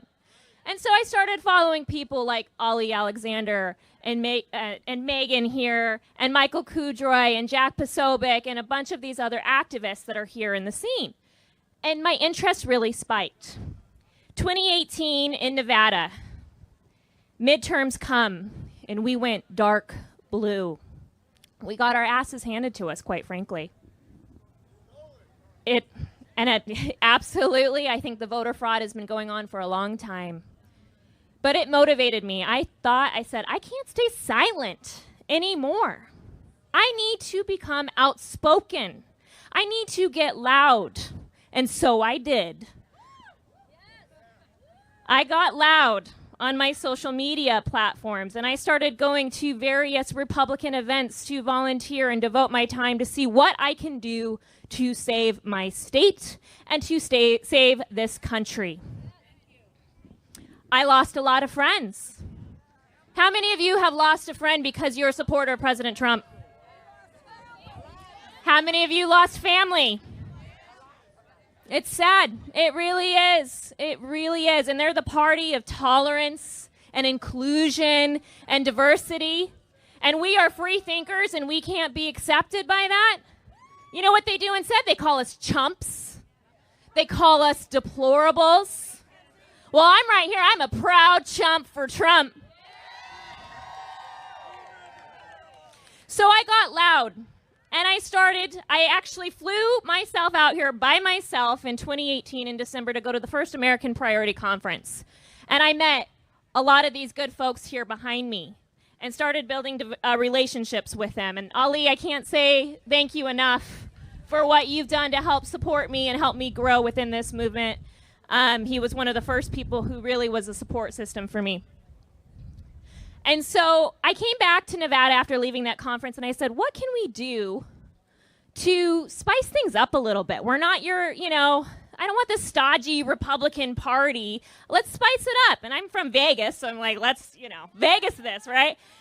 So Megan and I actually met, and we started MAGA Meetup Las Vegas. And this was before the Trump campaign actually took on the terminology of MAGA Meetups. And so we would have social networking hours, and have conservatives, like-minded people, come out and hang out with each other. We had speakers like Scott Pressler come out. We had George Papadopoulos come out. It was amazing. But my lesson here is that local elections have consequences. And this is what happened in 2018 when Nevada went dark blue. And I have a point here and a lesson and a call to action for all of you all with this story. So we went dark blue. Fast forward to this year. The Nevada State Legislature had an emergency session this summer, and in the middle of the night, they passed mail-in voting. And we all know President Trump's been talking for months about the threat of mail-in voting and how that leads to voter fraud. Yep, that's all they know how to win, is to steal and take this election and cheat. Stop the steal! Stop the steal! Stop the steal! Stop the steal! Stop the steal! Stop the steal! And so they passed mail-in voting, and they assured us that there was no potential for voter fraud. They said it's going to be just fine. Don't worry, it's going to be good. Well, come to find out, and this doesn't just apply to Nevada, we're seeing this across the country, dead people voted. People that don't even live in the state of Nevada voted. I don't know how that happened. Underage people voted. People were receiving multiple ballots to their house. And just the other day, if you have not read this article, please look it up. The Las Vegas Review-Journal came out with an article a couple days ago about a columnist that reached out to 9 friends of his. And he asked those 9 friends, hey, can I sign your ballot in envelope with my handwriting, with your name, and see if it goes through? 8 out of 9 of those ballots got casted as a legal vote. And they assured us that signature verification would stop all voter fraud. Sure didn't. Sure didn't. And so, this is what I'm asking all of you, because I do not want America to turn into a communist country. We will not become a socialist country. No, I don't want this country to look like the streets of Portland. I don't want this country to look like BLM Plaza around the corner. And I don't want this country to fall into the hands of domestic terrorist organizations like Antifa, like what we saw last night. Joe Biden calls for unity. Has he condemned what Antifa has been doing to Trump supporters yet? And he never will. He never will. And so I ask you all today, this doesn't stop today. Every single one of you, if you are a part of the silent majority, you obviously got here from all across the country, and it's beautiful to see. Yesterday was epic. It gave me chills. Chills. We turned Washington, D.C. into MAGA country yesterday. So we're not stopping today. People ask me all the time what you can do to help, because I think a lot of us want to do something to make sure we don't fall into the hands of the communists and the socialists and the Marxists. We start with Georgia.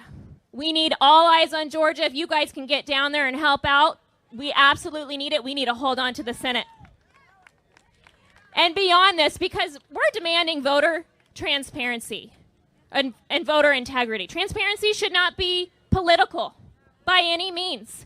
If you're a Democrat, a Libertarian, an Independent Republican, your vote matters. And every time an illegal vote is cast, your voice gets silenced. So after Georgia, I need every single one of you to get involved. I need you to devote your time in your own backyards. Talk to your friends and your family about what you believe in and why you believe in it.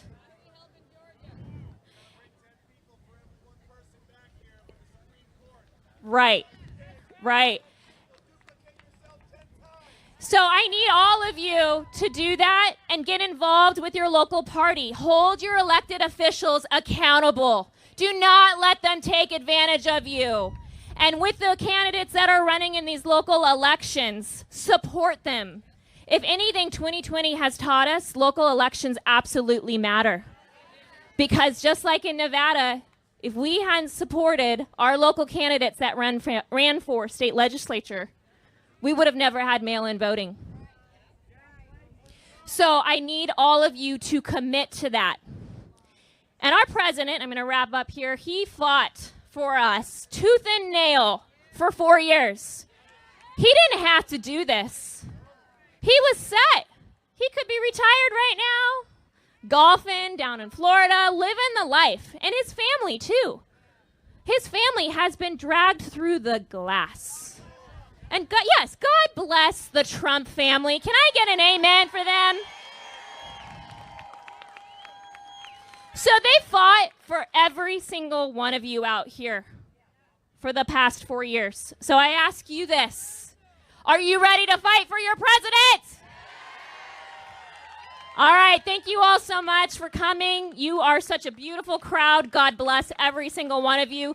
Do not stop after today. Stay active, stay involved, and be loud, because the silent majority, we need to become the loud majority. Thank you. All right, give it up one more time for Courtney Holland. Awesome. So we got a real quick public service announcement. Actually, I don't have to do that again just yet. But just do keep that in mind. If you guys can, I know you guys want to get pictures with people and everything, but if I can have you guys just wait down here to the very end and then we'll do photos, that will be great. Please, no one go up the steps at all. If you're media, you can go over this side and I'll come down and talk with you. But if you guys can just please remain down here, that'd be great. Thanks. All right, and like Courtney said, it's so important to get involved at the local level because we saw it with the scamdemic and the hashtag facial prophylactics, right? What they were able to do at the local level. And it's funny when you look liberal versus conservative, how that works out, right? Just kind of interesting. But this next speaker, another stud. I feel like we got just a crew of studs and studettes. That's the female term if you didn't know, ladies. And this stud, man, investigative reporter, affiliated with the Tatum Report, putting out great content, getting it out to the people. He's got a huge following, and he started an amazing organization and movement called Lives Matter. We can all get an amen to that, can't we? Lives Matter. My good friend, Drew Hernandez. What's going on, DC? How you guys doing? Let's just address the elephant in the room. I want to say this real quick. Why is Joe Biden and Kamala Harris not condemning Antifa and Black Lives Matter behavior last night? Listen, when you have a politician saying that they're going to heal the nation and then they allow violence to take place regardless of what your political ideology is, that person is a liar. Joe Biden will never be a president for people that he claims he doesn't see red, he doesn't see blue, he just sees the United States. He is a liar, and he's lying to your face. Joe Biden says that Antifa is an idea because he doesn't want to address them because he will lose support from the deep state. That's a fact. Every single one of us know that Joe Biden is literally in the back pockets of the Chi-Coms. He is a communist agent, and we all know that. Hunter Biden was exposed. His laptop was exposed. Everything came out, and it was fact. And the New York Times, there it is right there. The New York Post was censored because it was true. Listen, let me ask you this. Why was the New York Post censored when the Hunter Biden story came out? And they claimed that, oh, we want to censor it because it might be disinformation and it might be a lie and we don't want millions of people to hear about it. Oh, but they claim to be the arbiters of truth, but they didn't give Donald Trump that same treatment when his tax return story came out. Is that not a double standard, yes or no? Is that not a lie, yes or no? Are these people absolute frauds, yes or no? Will we bow down to Antifa, yes or no? Will we bow down to Black Lives Matter, yes or no? Will we bow down to China, yes or no? Will we be America first, yes or no? USA! USA! USA! USA! USA!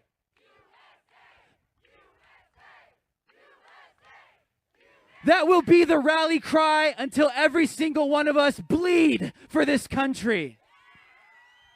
I don't know if you saw this last night, but I saw Antifa get absolutely mopped on the floor by the Proud Boys. You want to know why?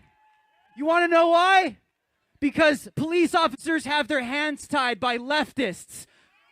They're not allowed to fight back yet. But we do. We do. We punch back. We fight back. We are not going to stand here and be little pansies and allow Antifa and Black Lives Matter threaten us. We are Americans. We are not communists. We are not socialists. We are not deep state agents. We are Americans. And right now, it's your time, America. It's your time to rise. Whether Donald Trump wins or not, it's your time to rise. Because we will not go down without a fight. We will not go down without bloodshed. I don't care. I don't care. The media could take what I say and say that I'm violent. I don't care. Antifa and Black Lives Matter brought us to this point. If they want to fight, then they got one. Because I'm not afraid of these communists. I'm not afraid of these socialists. You know where to find me. You know where I live. Come down. I'm ready for you. 2A all day, baby. We will not go away. We will keep America great. We will make America great again and again and again and again. Let me just say what's on all of your minds. If they want a second civil war, then they got one. Because I will not let this country fall. I will not let this country burn. I will fight to the very last breath. USA.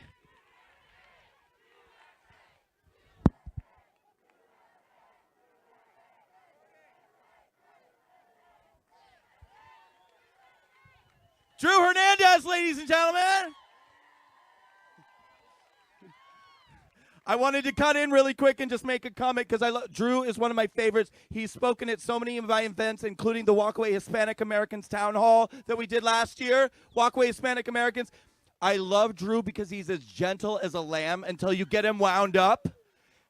I told him backstage, I said, I want you to be as toxically masculine as possible when you go out today. Thank you, Drew. Oh, man. Yeah, I mean, like Brandon said, I'm sitting there as a former Marine. I'm like, somehow we got to get this guy through Parris Island. I think he already went through Parris Island because he just put a boot in their ass and through the door. You know what I mean? Oh, my goodness. Powerful, powerful stuff. So we got 2 left. Can't say that we're saving the best for last because everybody's amazing today. But this next guy needs no introduction because he's literally almost won like 45 Grammys, been nominated a million times. He's toured the world. He's freaking got a great wardrobe and an even more awesome heart. Give it up for Ricky Rebel.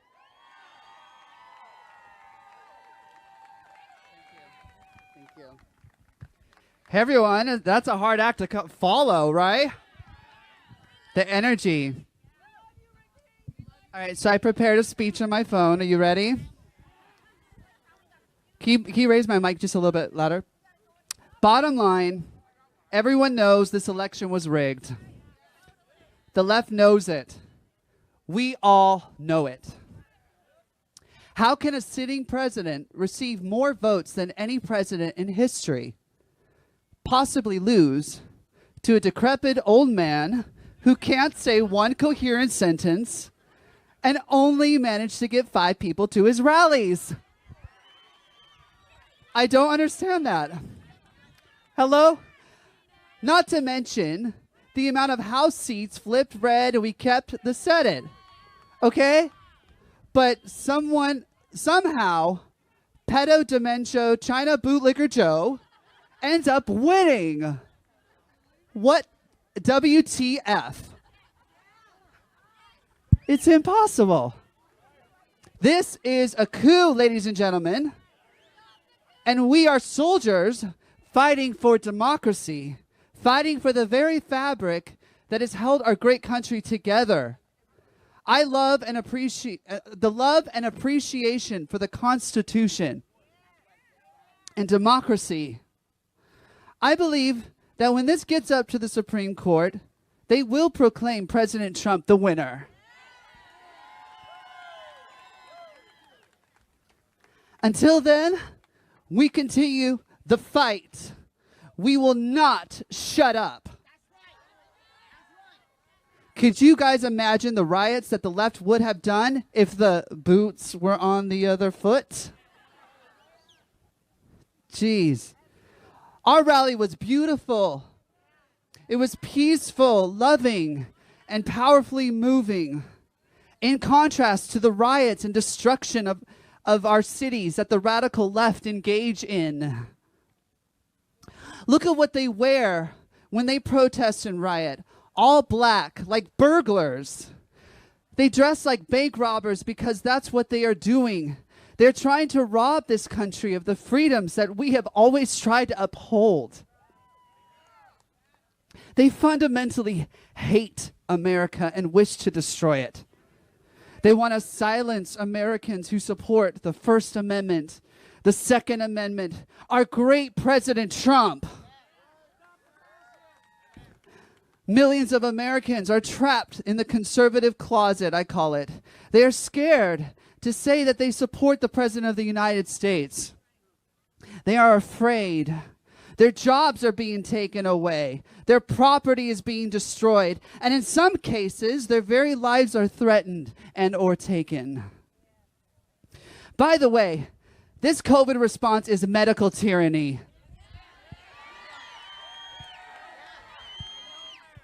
We know it. Globalists have used the virus as an opportunity for tyranny. They say, stay in your house forever and muzzle yourself like a good little dog. A good little bitch. Unfortunately, the average person doesn't want freedom. They want security and safety. In my song, that's available on iTunes, by the way, I call those people sheep.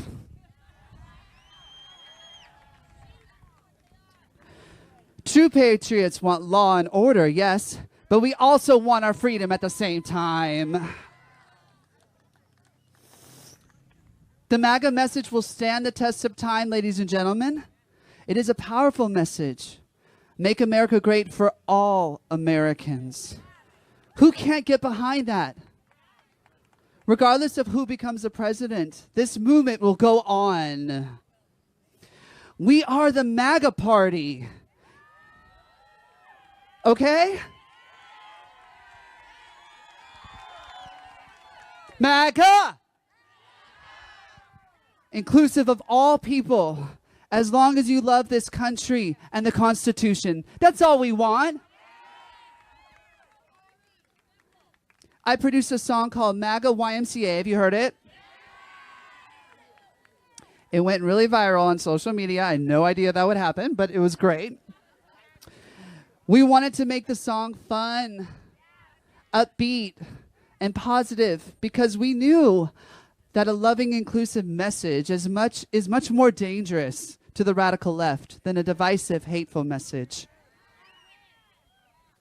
An LGBT artist singing a happy, inclusive message of love and opportunity and unity for all Americans, regardless of their skin color, their gender, sexual identity, and all of the many various parts of our identities that potentially separate us. It was too powerful of a message, and YouTube censored my video and took it down. Boo. I had to ask my attorneys to get involved. And I got it back up. I don't fight Twitter battles. I fight my battles in court, okay? My attorneys get involved. I don't fight it on Twitter. And I can thankfully say that it is up to 3.4 million views on my YouTube channel. And you can go now to Ricky Rebel, my YouTube channel, and please share the video. Thank you so much. Thank you. Thank you. Thank you so much. I love you too. I love you right back. Thank you. He loves everybody, right? Jesus? That's what I hear. He loves me then. To quote Roger Stone, I want us to remain the party that stays out of the boardroom and out of the bedroom. Let freedom ring forever.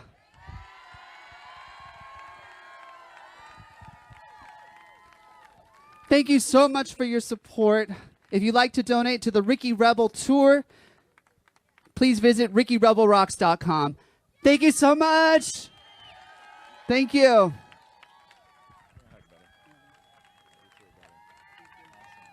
So awesome. Give it up for Ricky. Oh my goodness. Wow.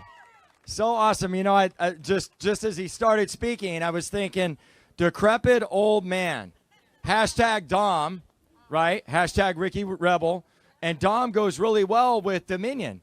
How the decrepit old man actually is trying to cheat us out of the election that we know Donald Trump won. I ain't saying, but I'm saying. It's just kind of interesting, right? So, yeah, absolutely. Absolutely. So this next speaker, like everybody today, I mean, let's just be honest. They have a resume like 2 pages long. I could sit here and probably be like Sleepy Joe on a walker if I really gave people the proper introduction.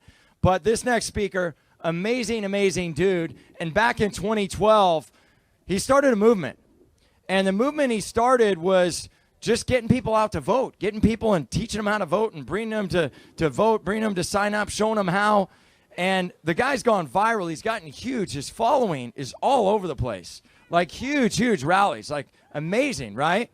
And now I heard that he started this campaign where he's actually going to cities and cleaning up the cities. I mean, oh my God, right? Oh my God. So I could just go on about this gentleman, but he's got a huge heart, so sincere. Birds of a feather flock together, just like Brandon. Give it up for Scott Pressler.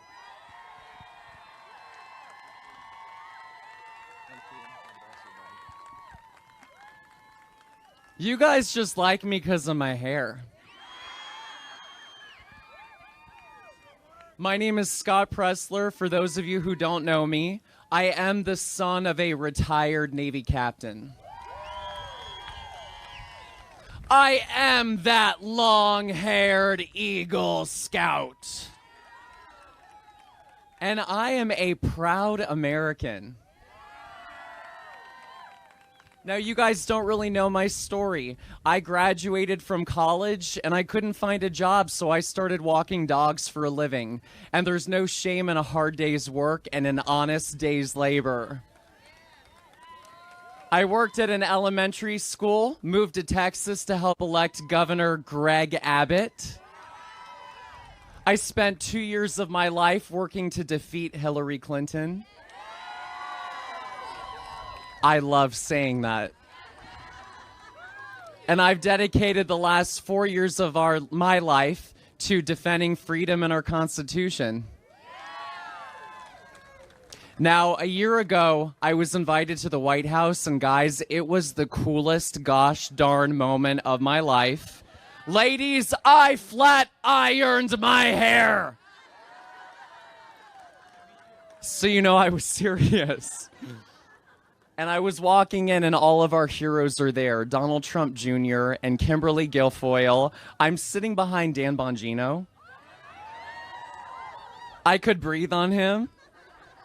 But that was pre-COVID. I can't do that anymore.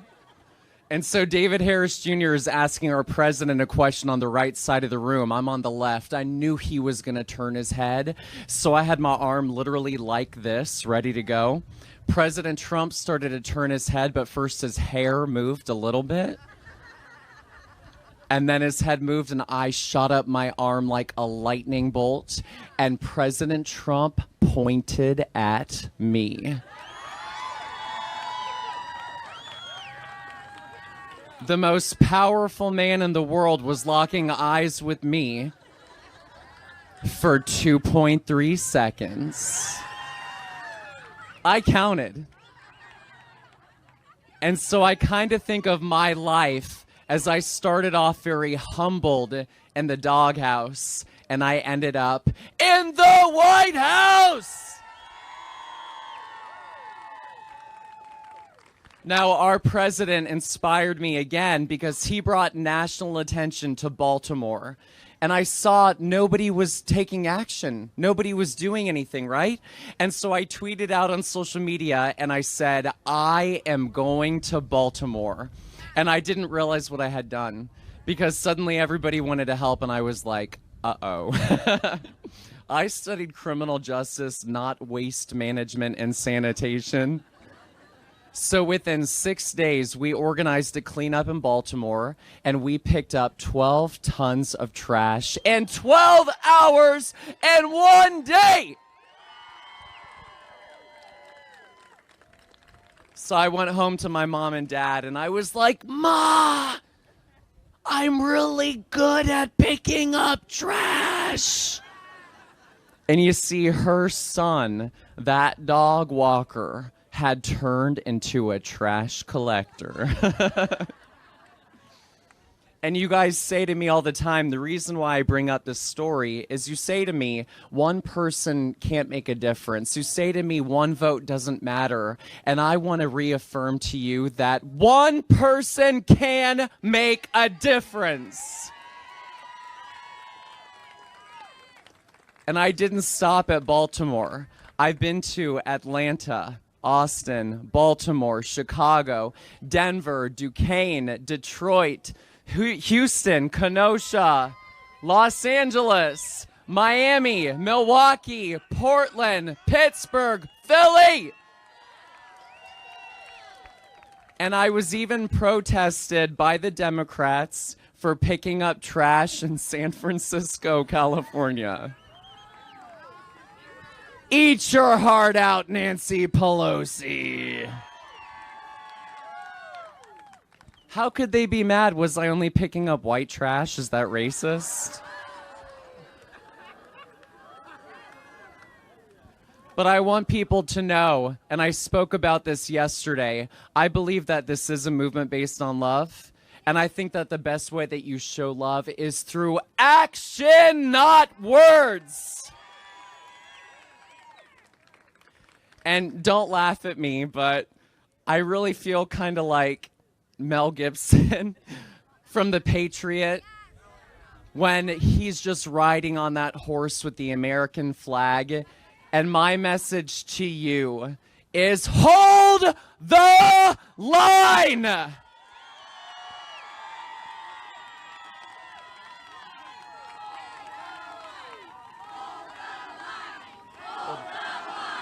Hold the line. Hold the line. Hold the line. Hold the line.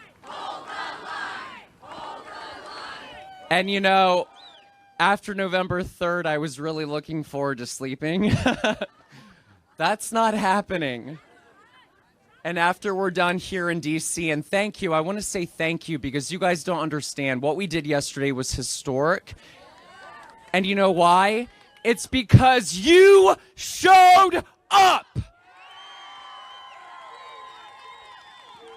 And we are grateful and we are thankful. And after I'm done here with you, I'm going to Georgia. We are going to Georgia. And I promise you, we are going to knock on doors. We are going to register voters. And we are going to hold the Senate.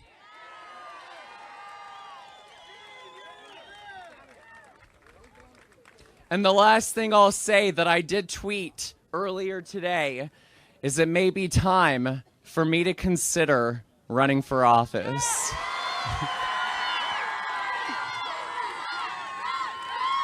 Thank you.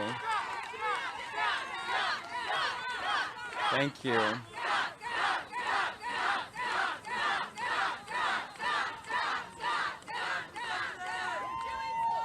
I love you guys.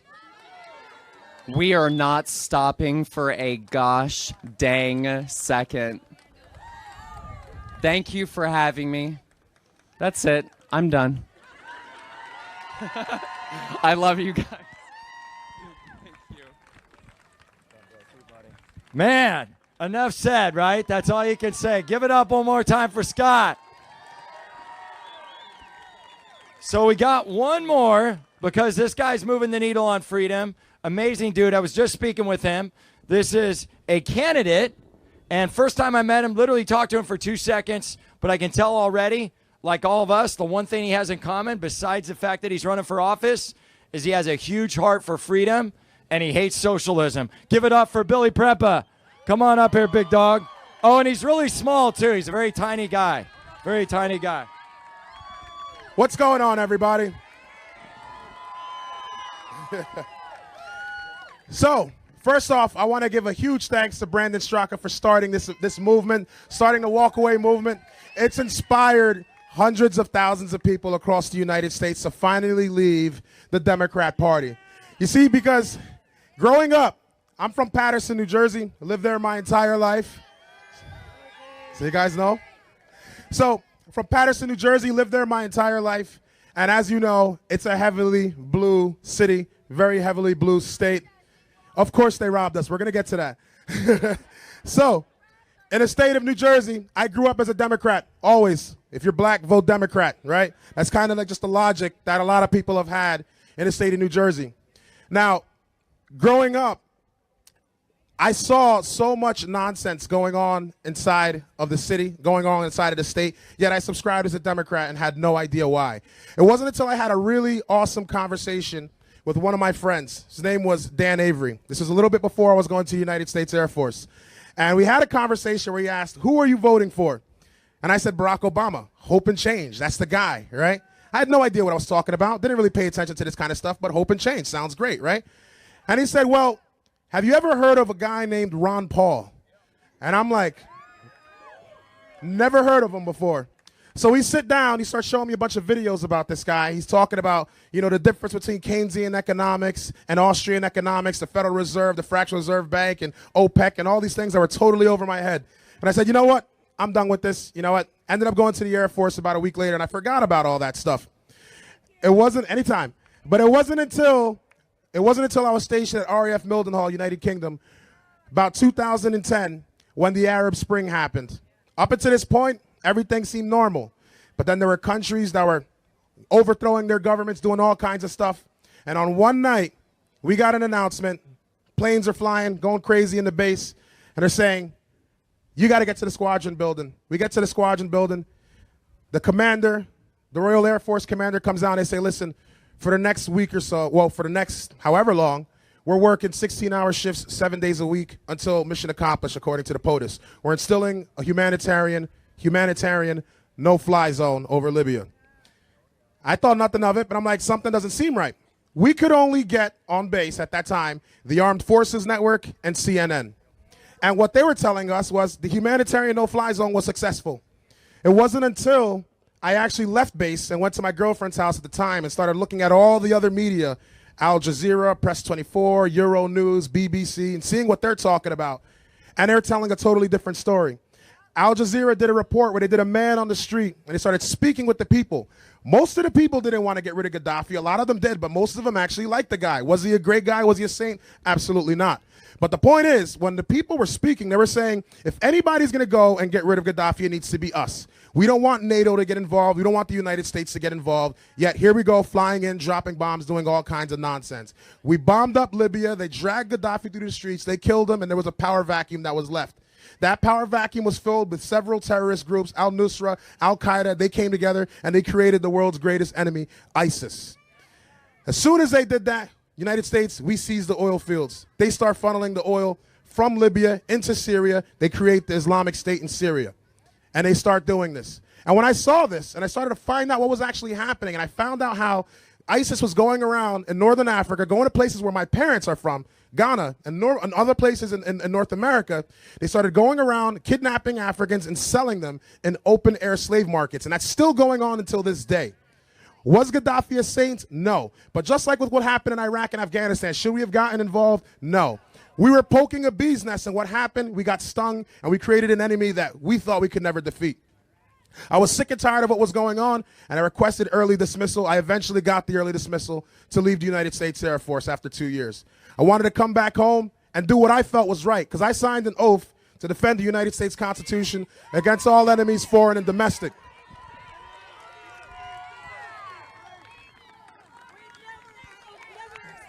Our oath never expires. I love what you just said. Our oath never expires. And you see, I didn't sign up to go and fight people that I don't know. I signed up to defend our country. Libya is not a threat to us. I'm not going to sit for that. And I decided that I'd be better suited back home in the United States than I would be in the military. And I decided, you know what? Let me just kind of be low-key. It wasn't until I went to New York, right? I stayed in a place called Astoria. And I met with a guy there. You know about Astoria.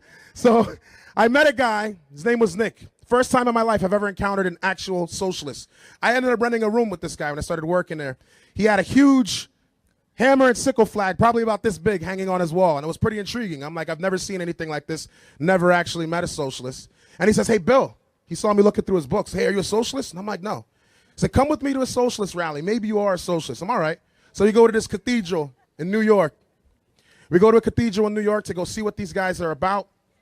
They're talking about free college and all this stuff. And I'm like, how are you going to pay for it? They have no way to actually pay for this. And I said, you know what? Let me go back to what Dan Avery told me about Ron Paul. And I started looking into it, and I realized a lot of the people in that room said they were Democrats. A lot of people in that room said they were socialists. I don't identify with any of these things. And when I took the time to sit down and listen to what Ron Paul was saying, I realized that the threat to this country was the Communist Party and the infiltration inside of the United States through the Democrats. And it was at that point, that I said, if I swore an oath to defend the United States, then I need to stand with the side that's here to defend the United States. And I decided in 2020, with what's going on in New Jersey, if nobody's going to do it, the kid who's been in the game 7 months, random dude with dreadlocks from the 4th Ward of Patterson, New Jersey, is going to go in and get involved at 31 years old and run in a race that I've never ran ever before. And we shattered the records. No Republican has ever gotten as many votes as I've gotten in the 9th District in only 7 months, with no budget, no support from the counties, no support from the NJGOP. And you know what that means? If we shattered that record in only 7 months with no support, imagine what we're going to do in 2022. Basement Bill Pascrell, we are coming for you. Oh, man. Mic drop. Mic drop. Give it up for Billy. Boom. I love that. You know, I love what he said about defending all enemies, foreign and domestic. Because I remember back in May when I had a video that went viral and I spoke through a megaphone and I said the same thing. And what I would say to our patriots out there and veterans, if you're disenfranchised with the political system, get off your ass like Billy did and start doing something about it. Start doing something about it. So, amen. God bless you. Sorry, I say ASS and then I said God bless you, but sometimes it flows like that. Sometimes it flows like that. I said, hey, I'm a Christian, but I cuss a lot. I should have that shirt. So at any rate, this man definitely needs no introduction. And what I can tell you, what I want to say about him just real briefly is that my interaction with him over the last 6 months or whatever it's been has been his heart is so pure for humanity. It's so pure for you guys. And he's one of the most genuine, authentic people I've ever met.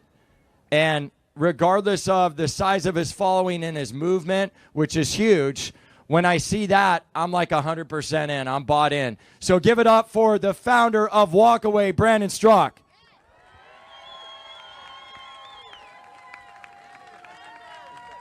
Thanks, Cordy. What? Thank you. Thank you very much. Thank you. Wasn't everybody amazing today?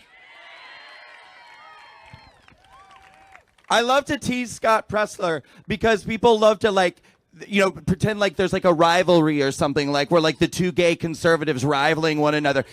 So people reach out to me and they're like, are you and Scott Pressler friends in real life? And I say, sure. Look at this picture of us backstage at CPAC. And then I post a picture of Tanya Harding and Nancy Kerrigan. We're totally besties. Yes, no, I love Scott Pressler. I love all the speakers today. Thank you guys so much. Thank you guys so much for coming out today. I want to give an extra special thank you and a shout out to our security team today.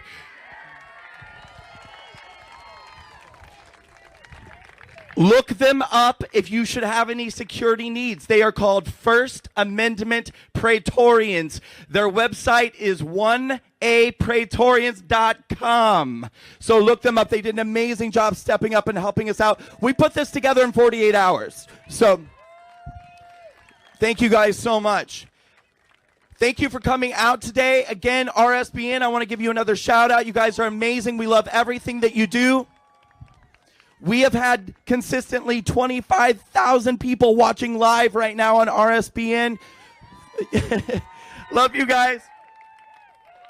For all of you who have been hanging with us today and watching, thank you so much. Again, check out walkawaycampaign.com. Follow us on social media at Real Walkaway. Please step up and support what we're doing. Ladies and gentlemen, we don't just do rallies and we're not just a Facebook group. We have literally done dozens and dozens of events over the last 2 years. We've done Black Americans town halls, getting black people to walk away. We've done Hispanic American town halls. I think we're the only people doing LGBT town halls, and we doubled the LGBT vote.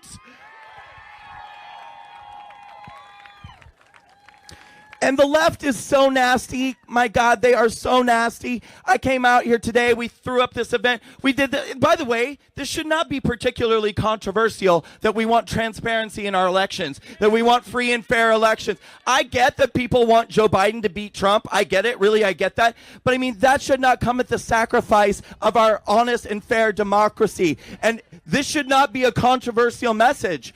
But we came out here to do this rally and to do this event. And there's an LGBT publication called something like LGBTQ, who the hell knows, something. And the headline was, "Gay Republicans Descend on D.C. to Support White Supremacists and Neo-Nazis."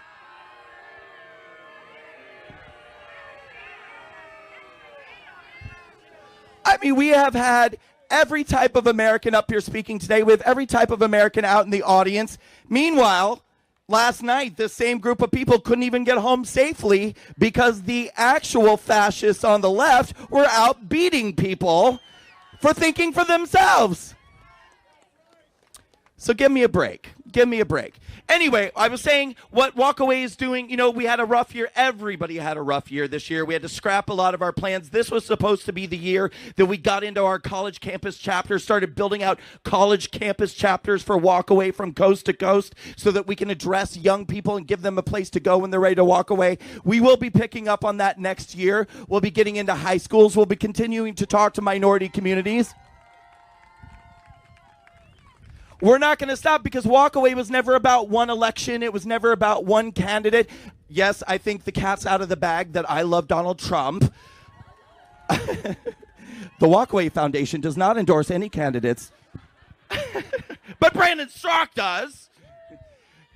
But this Walkaway was never about one election or one candidate. This is about an ongoing movement to free and liberate the minds of people who have been indoctrinated by the toxic liberal left. And that fight goes on and on and on.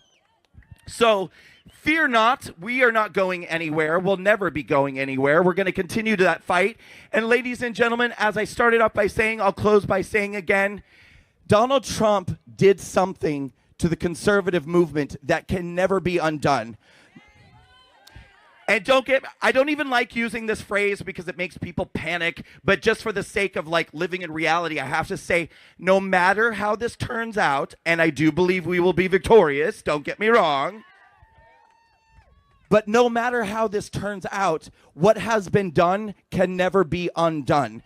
They're never going to get the minorities back that they've driven away over to our side. They'll never be able to re-indoctrinate the people whose minds have been liberated and have decided to walk away. Am I right, Florida? Am I right? Florida's over here going, yes, yes, yes. Mexico. Mexico. Let's give it up for our Mexican immigrant family.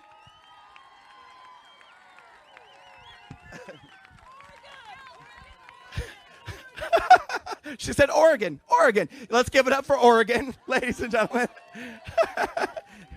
We want to thank all of you guys for coming out today to support. Again, for anybody watching, please go to walkawaycampaign.com. We are a nonprofit organization. Please support what we're doing as next year we go out, we fight the fight, make a donation, continue to support. Please follow me on social media, Facebook, Twitter, Instagram, Parler, whatever you like, at Brandon Strzok. That's Straka.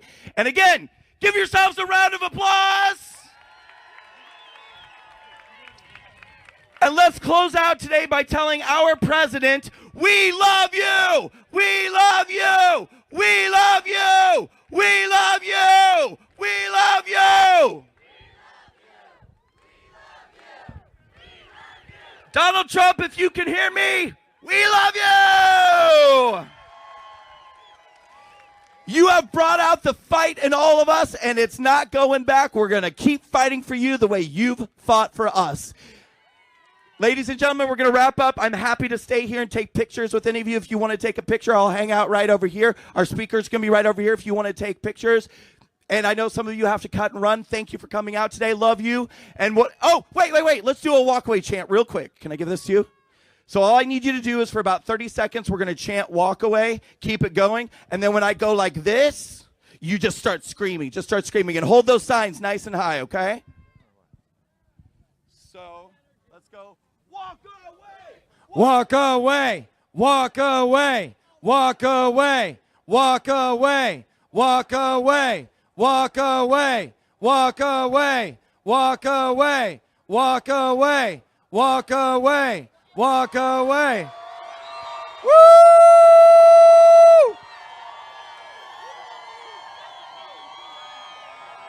Woo!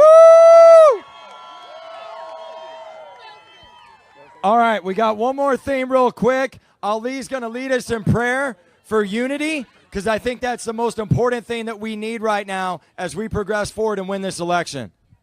I'm so mad, I better read it off. Hats off if you would. And obviously recite it with me. We're going to read the Lord's Prayer. Our Father, who art in heaven, hallowed be thy name. Thy kingdom come, thy will be done, on earth as it is in heaven. Give us this day our daily bread, and forgive us of our trespasses, as we forgive those who trespass against us. And lead us not into temptation, but deliver us from evil. Amen. All right, guys, Nick's going to say something real quick. My name's Dr. Cordy Williams, 1776 Forever 3. Thank you so much for your attention. Great crowd. We appreciate everything. Let's give it up again for our MC, Dr. Cordy Williams. All right, guys, so if you guys can just stay where you are, don't move just yet. So we are going to do photos, so let me just show you how this is going to go down. So Brandon is going to be doing photos right here in front of the step and repeat. Any other speakers that spoke today, if they are still here and willing to do photos or have a conversation, whatever, will be on the opposite side of the flags that are up here. Please, to take photos with Brandon or to anyone, please just have a single file line that goes out this way, stopping at about right here. So this. All right, ladies and gentlemen, want to thank you all for tuning in. I just received word from the studio in Auburn that we had 25,000 concurrent watchers and over 100,000 viewers. I want to let you guys know the importance of this event. This event would not have been covered if not for Right Side Broadcasting. Nobody would have shown all these patriots that showed up on a Sunday after having a massive, huge rally yesterday, a big parade, a big march in Washington, D.C. Right Side Broadcasting is the only network out here covering this. I want to let you guys know that very clear. This is why your donations are so critical right now. They are more important now than they ever have been. It is so important that you support Right Side Broadcasting, and I want to tell you the ways that you can do that. You can go to rsbnetwork.com/donate. rsbnetwork.com/donate. You can also mail a check to our physical address, 1550 Opelika Road, Opelika Road, Suite 6, Box 344, Auburn, Alabama, 36830. I also want to tell you about our partner for the day. Our partner for the day is MyPillow. We know that getting a restful night's sleep is crucial to waking up on the right side of the bed. And with Christmas right around the corner, now is the perfect time to check out one of our favorite Patriot-owned companies. Visit MyPillow.com and stock up on gifts for yourself and all your loved ones. MyPillow guarantees ultimate relaxation with a wide variety of items to choose from, ranging from ultra plush towels, dog beds, memory foam mattress toppers, Giza Dream Sheets, and more. You can check out all of their inventory online at www.mypillow.com. And Use code RSBN at checkout for up to 66% off your entire order. Again, that's code RSBN at mypillow.com. This is one of their hugest discount codes to date, so make sure to use it while it lasts. Get something for your money. Support MyPillow. Go to mypillow.com. Support Right Side Broadcasting. Go to rsbnetwork.com. Mail your checks to 1550 Opelika Road, Suite 6, Box 344, Auburn, Alabama, 36830.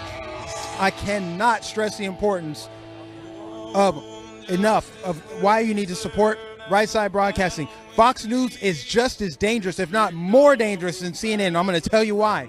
Because they masquerade as a conservative network. They mislead millions. I can't believe that they still have millions of viewers. I see that their ratings are starting to tank, but they need to fall flat. Their ratings need to absolutely take a complete nosedive because they have misled millions of Americans to believe that they are fair and balanced while they hire Donna Brazile, while they shut down Diamond and Silk and Janine Pirro and Newt Gingrich and hire Chris Wallace to do the debates. I'm telling you guys, it is so incredibly important to do that. Let's make America great again by having America Media, and that's Right Side Broadcasting, RSBN. I want to give a shout out to the super chatters, everybody that gave us super chats during this stream. I want to give a shout out to everybody that's watching on Twitter, everybody that watches on Diamond and Silk, everyone that watches on YouTube. I'm going to hand it over to Brian here. Well, thanks, Mike. I was just trying to get a hold of Brandon, if we can get him over here for just about 90 seconds to talk to him to do a wrap real quickly. But as he said earlier, Mike, this was put together about 48 hours ago, and it kind of tells you how big this event and how much power that the walkaway movement has. But we're so happy that you're joining us there. Also, we're going to be cutting away later and going to the Trump Sterling golf course. And my goodness, what a great opportunity that is. So basically, we're going to be switching over to that coverage here shortly when we get our crews up and ready for that. But what a turnout here. As you can see, their line is now formed to take a picture with Brandon and some other speakers that were there as well. And it's one of these movements that I came across a couple years ago, Mike, and I wasn't really quite sure exactly what walkaway meant. Did you know it the first time you read it? Yeah, I did right away because I saw it pop up on YouTube. I saw Brandon Straka's video. I'm like, wow, that's really powerful. And I feel like that was needed. I feel like there was a need for people to have a movement to move away from what they recognized was a shifting party, a political party that is not your grandfather's Democrat Party. And what the walkaway movement did was it gave people a voice. It gave the average person a voice. There were so many videos. At this point, the movement is still going. There are probably hundreds of thousands of videos of people walking away from the Democrat Party. I mean, I was one of the lucky ones that had 2 videos that went absolutely viral on Facebook, and it launched a Facebook page. It pretty much launched the platform that I have today because of this movement. This movement was so important, and it shows people that they have a place to go. You're not walking away from Democrats to be Republicans. You're walking away from the evil, from the hate, from the vitriol and the violence. The political party on the left is absolutely grotesque. It's about walking away and understanding your sovereign individuality and being a free thinker, independent. And one of the things he said earlier, Mike, as well, is he said, you know what? Politics has changed as we know it. Like, this is not the Republican Party you knew. This wasn't the Democratic Party you knew. So if anything can come out of all of this, you're going to see people, finally their eyes are open to what's going on in our government, what's going on in our parties, and they're quite honestly walking away and going in the direction of freedom and liberty. So what he's doing is simply amazing, and I think it takes, like the Scott Presler as well. I came across Scott Presler years ago picking up trash. He was in Dallas picking up trash, and he'll pick up 2 tons of trash in a matter of a couple hours. And so he went around America cleaning up these cities and really calling out local politicians of, hey, what are you doing here to clean up your community? It takes a guy from the outside to come in and clean up your own city. Yeah, absolutely. And I want everybody watching right now, and I'm about to read your super chats because I see they've coming in right now. I want everybody watching this stream right now to pray that all these people are able to make it out of here safely, because we are in the belly of the beast. We're in the most corrupt city on planet Earth. and Antifa and Black Lives Matter have been out here assaulting Trump supporters. So just pray that everyone out here, these good-hearted, God-fearing Americans, are able to make it to their destination, whether that be a hotel, an airport, wherever they're going after this. Pray that they can make it to where they're going safely without being attacked by these demonic people. Now I want to give some shout outs to the super chats here. Dave House said, way to go RSBN, you guys are amazing. DJ, I can't pronounce that last name, but thank you DJ for your super chat. Alan Kendrick says, God bless RSBN. Letitia Helfin says, thanks so much RSBN, I love you, God bless. And the Angel's Mama said, thank you very much for all you do. It is greatly appreciated. And I think I might have missed one. I think I got them all. For those of the rest of you, though, that if you're donating super chats, I will read them out on air as we're bringing you extended coverage We're bringing you extended coverage as we're waiting for our next event to get underway at the golf course here. The golf course event is coming up here. Sterling Golf Course, where President Trump is out there golfing. We're going to bring you extended coverage. We got a separate crew over there. Liz Willis getting set up. So we're going to be bringing that to you today. And now, guys, I do want to stress to you that we do not have MAGA rallies coming up. So when we ask for donations now, it's no longer about like, help us get to the next rally. We're going here and here and here. Now we're learning to adapt on the fly as this election has not been decided, and we have all these pop-up events like the Million MAGA March yesterday and then the Walk Away event today. We literally threw this together having found out about it less than 24 hours ago. And oftentimes we have to garner the manpower and the resources and stuff. We have to go shopping and do different things. And we're viewer funded. So your donations mean more now than they ever did. More than they did when President Trump was campaigning. They mean more now that we're fighting for our country. We're fighting to stay active. While social media, these tyrants and big tech want to silence this media that's bringing you these voices, these great speakers, showing you the crowd. We're showing you the crowd. This isn't a President Trump rally crowd, but it is a crowd. We're showing it to you. Look at this. This is Washington, D.C. Your donations now mean more than they ever did. We are fighting for our lives here. We're fighting for our survival, and we're going to do it together. We're going to win. We got to keep the faith. We got to stay positive. We got to stay motivated. We have to call these people who are trying to destroy our country, who are lying. These people are deceivers. We have to call them exactly what they are: evil. We have to call evil by its name, guys. So that's what we're doing here at RSBN. We speak that truth, you know, and we had so many people watching, and that is only because you were able to share it. You were able to donate. You guys supported us having a cameraman out here to show everything that's happening here. So I want to thank everyone for tuning in. And yeah, thank you for the super chat, Larry. You're gonna do that? Yeah, I'll let you do it. Okay, we're gonna do an interview here. Brian's gonna conduct an interview with Corey here. There you go. Thanks, Mike. Hey, joining us now, and I'm going to say, I've seen a lot of MCs. I've seen a lot of hosts in my 25 plus years in television. I got to say, man, you got quite the skill on a microphone today, entertaining the crowd. Well, I'm honored. Thank you so much. I'm really honored. First, let's talk about 1776. If someone is new and they said first time they've ever heard that, tell us about your organization. Yeah, so I had a video that got about 15 million hits because I spoke at the Sacramento Capitol in California, where Adolph Newsom was. And there was, these guys in riot gear police, and they pushed us back, slammed women to the ground and handcuffed them. And, it went viral, got about 15 million hits. And so we launched 1776 Forever Free. We did rallies up and down the coast, 3,000 to 10,000 people. And then we took it national. And we just got done with a 5-city, 5-state tour. We've heard so many speakers today with inspirational words of coming together and keep fighting. If there's one thing that can sum up this whole event today, what would that be? I think it's the fact that Americans out there, your viewers, our viewers, are hungry for the red, white, and blue and that patriotism that you and I had when we were kids.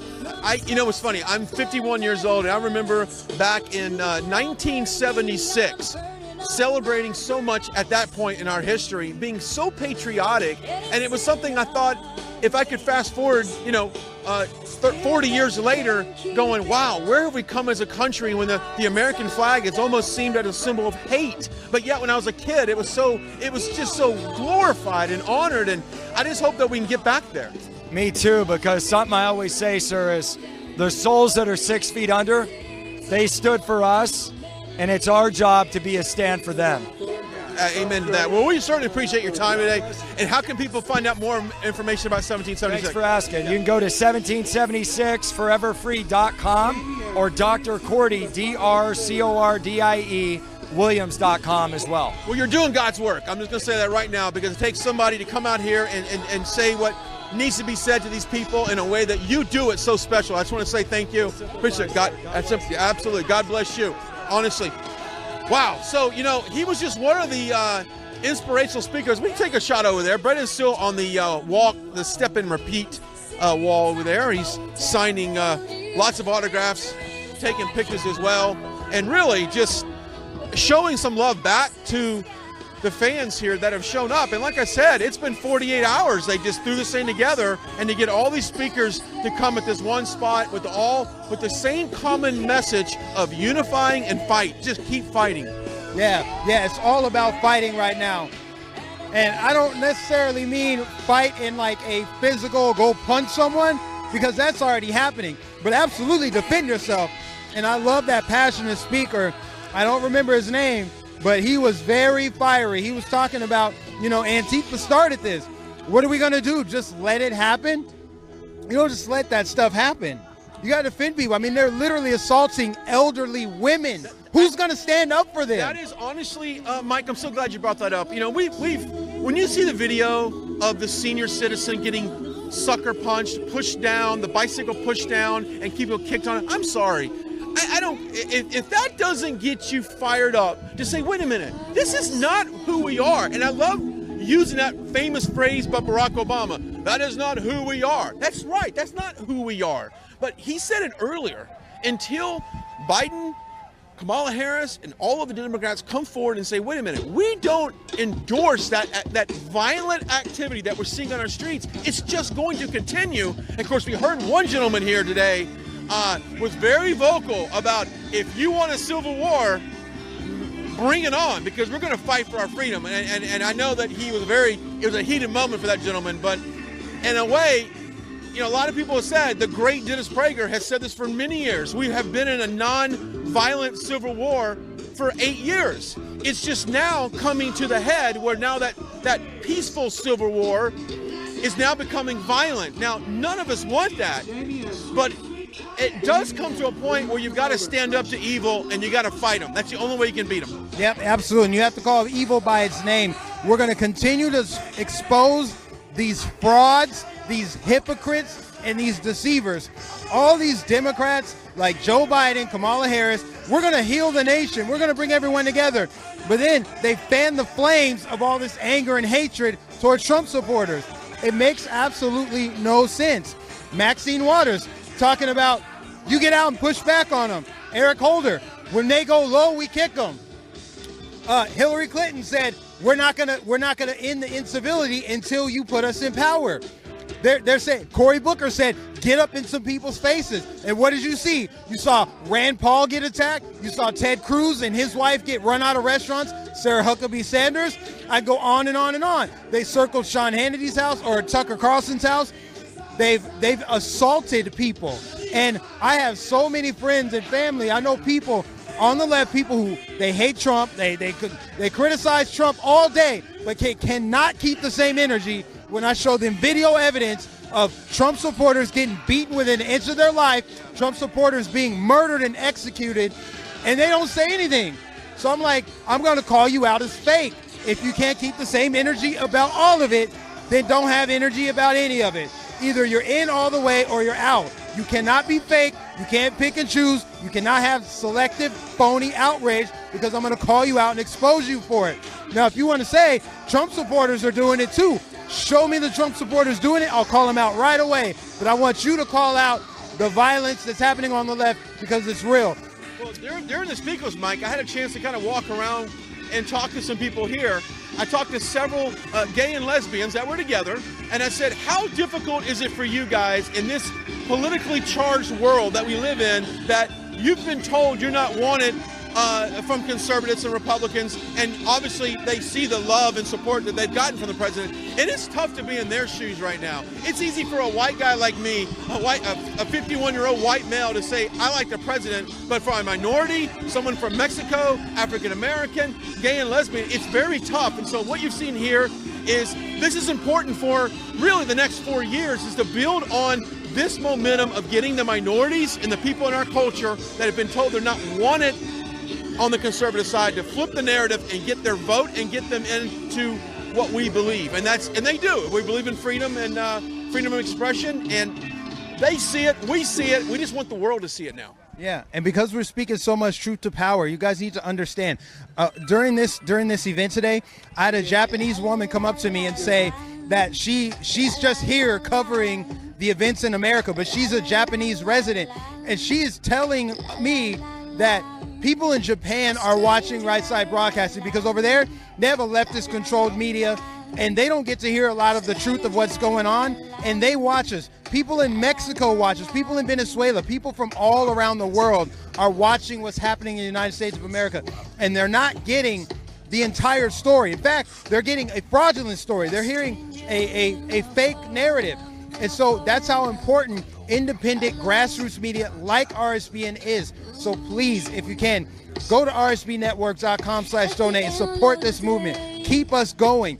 Keep us going in this fight. We got to go to Georgia. We got to save our republic, because they're going to try to steal the Senate majority in these election runoffs in Georgia. They're literally telling you that's their plan. They're saying, hey, we need people to move to Georgia, get temporary addresses so that you can vote Democrat and steal the majority. Then they can really pass their radical left agenda.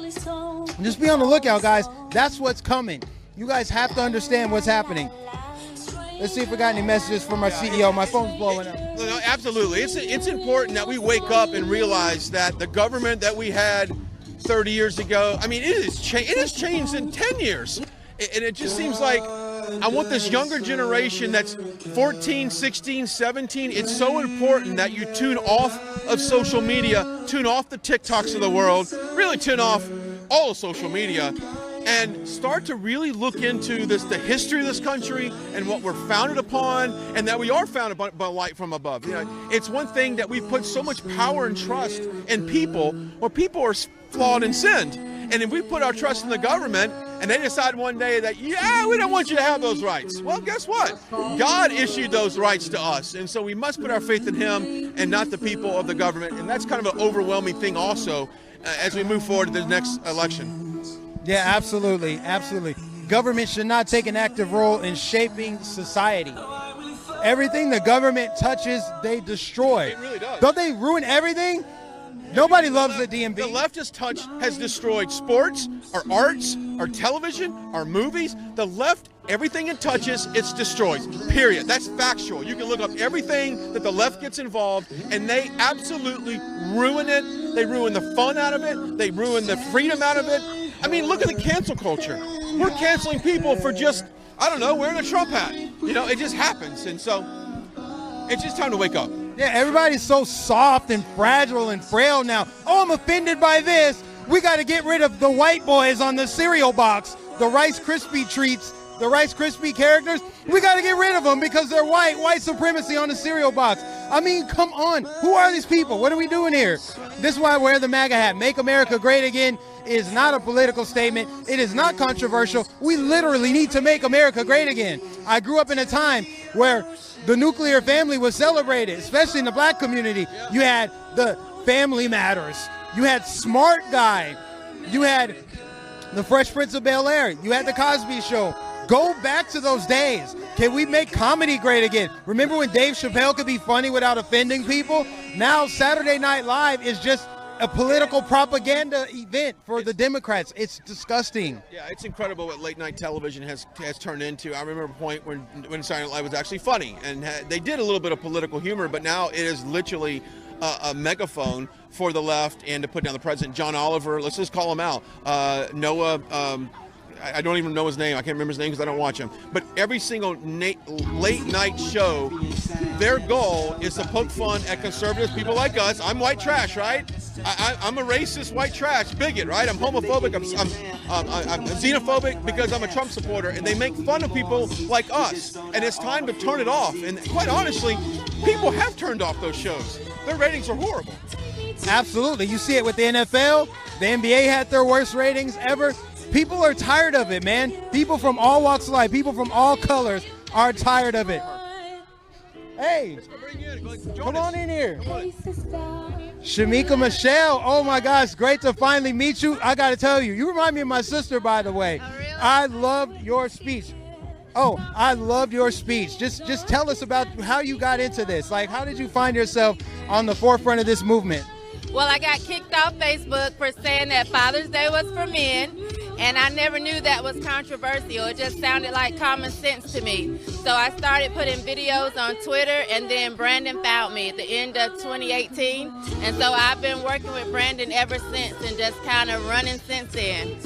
Wow, yeah, it's incredible. You know, one of the things I was just talking about was how Make America Great Again is not a political statement. We literally need to make America great again, specifically in the black community.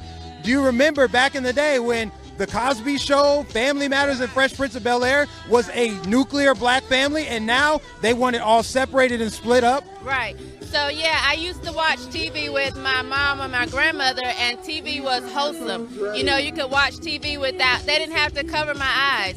But then I started watching TV with my children, and regular primetime, 8 o'clock shows were doing things that I'm like, oh my God, you know, I'm having to explain to my child what's actually happening. And I'm just thinking, we've gone too far left. And so it's time for us to stand up now, because if it goes too far, you know, I got to fight for my children and hopefully my future grandchildren. Exactly. And it's so many people walking away from the Democrat Party. What do you think about the turnout for President Trump in the black community in 2020? So it was amazing to go from 8% to 12%. It lets me know that we're doing something right, but it also lets me know that we can't stop.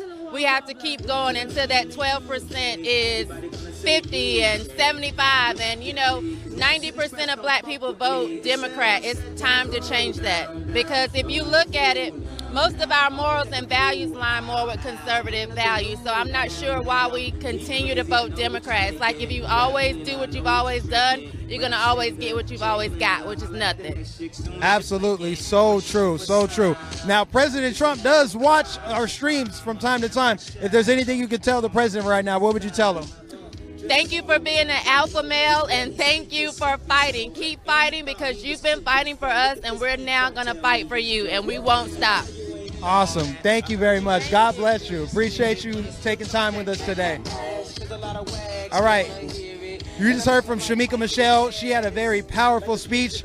Brian? Is she amazing? She was incredible. I know it's Sunday today, and I haven't gone to church, but we had a little mini church session going on here, didn't we? We had church. I want to bring yeah, we did. I want to bring Billy on up on stage here. We heard from him just a few moments ago, ex-military. He told a story about being overseas. He told a story about coming back here.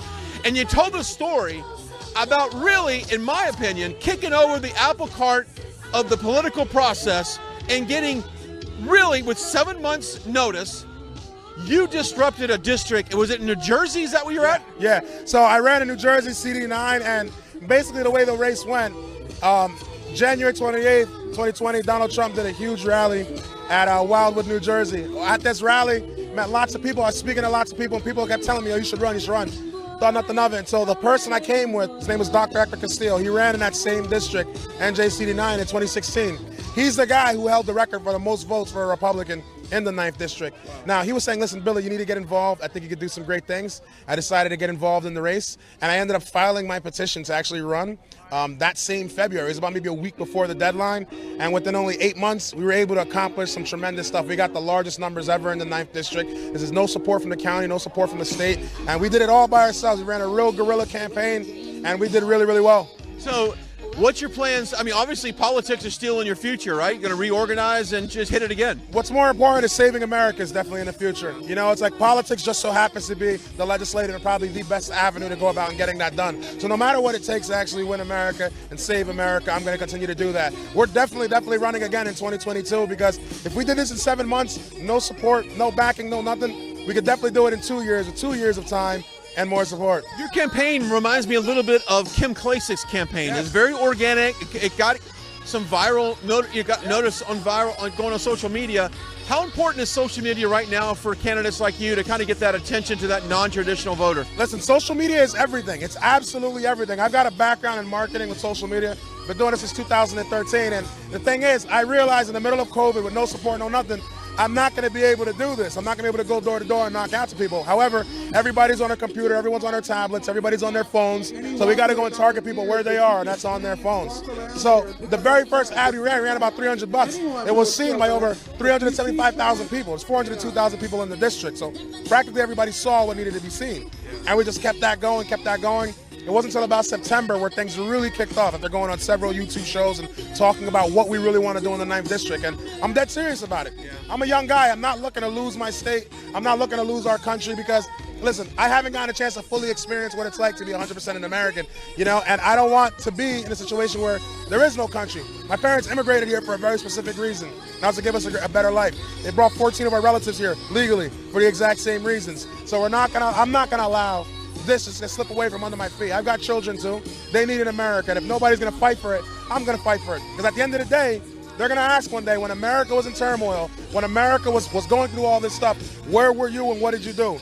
I can safely say, before my children and before God, that I fought for my country and I did whatever I could to actually save it and preserve our Constitution. Absolutely. One of the messages here today was to get people engaged at home. If you don't like things that are going on in your state, your county, your city, your school district, to get involved. And that's exactly what you should do. So what are some words that you can inspire people at home right now to get involved in politics on their own? So my main goal, and what I want everybody to do, is it doesn't matter how old you are, it doesn't matter how much experience you have. Look at me. Dreadlocks. I'm from By the way, I've always said this, and I think you're safe. If I was a black man, I would have hair like yours. I say that all the time. It's the best hairstyle ever, by the way. All right. Funniest thing, by the way, and just to kind of deviate, when the second speech I ever gave, there's an older gentleman at the Bergen County Republican Club. I gave a speech and he came and said, "Listen, Billy, I saw you speak before. Let me tell you something. There's 2 things you're going to do, and you're going to be very successful in politics. Number 1, never in your life, cut that hair. It looks fantastic. It looks cool. You stand out. You look nothing like a politician. People are sick of politicians. Number 2, never read a script ever again. Throw that script out. Speak from the heart. You've got the experience. You've lived through it. You know exactly what it is." But to answer the earlier question about what I would tell the people at home is get involved in politics. If there's any time to get involved in politics, it's right now. Because right now our country's in turmoil. We need a younger demographic. We need the younger generation to get out there. So a part of my goal, and not just running, is also getting the youth educated, getting them aware of what's going on, and getting them politically involved. Because we are going to inherit the nation that our parents and our grandparents left behind. So if we don't get involved and we don't make decisions for ourselves, there are people out there that will make decisions on our behalf. And if we're going to make decisions, we need to be a part of that conversation. And I think kids getting off TikTok, to be honest with you. I mean, TikTok, the social media platforms can have a positive influence, but there's far more hate on those platforms than good, for sure. You know, but the good thing about all that is, like, despite all the hate that people are saying and spreading all this nonsense, from what I've seen from the Conservative Party, there's been a lot of love, there's been a lot of acceptance. Like, listen, people try and tell me that they're racist. I'm like, listen, I ran in a district from the inner city. Bad part of the inner city. Look nothing like these guys, and I still won as a Republican. People say, "Oh, they chose because you're a token guy." No, that's not it at all. They've ran numerous African-American candidates. You just never heard about them. You heard about me because I'm doing something that nobody else has ever done. Yeah, but God bless, man. And never cut that hair. I'm going to tell you right now. Never cut that hair. Don't ever have an interview with me ever again if I cut this hair. And I tell you what, if I could grow dreadlocks, I would. I don't know. I need. You got time. I got time. This old man's got time. Well, thank you so much, man. I know you got a lot of people who want to talk to you, and what a great day we've had so far here. Thank you.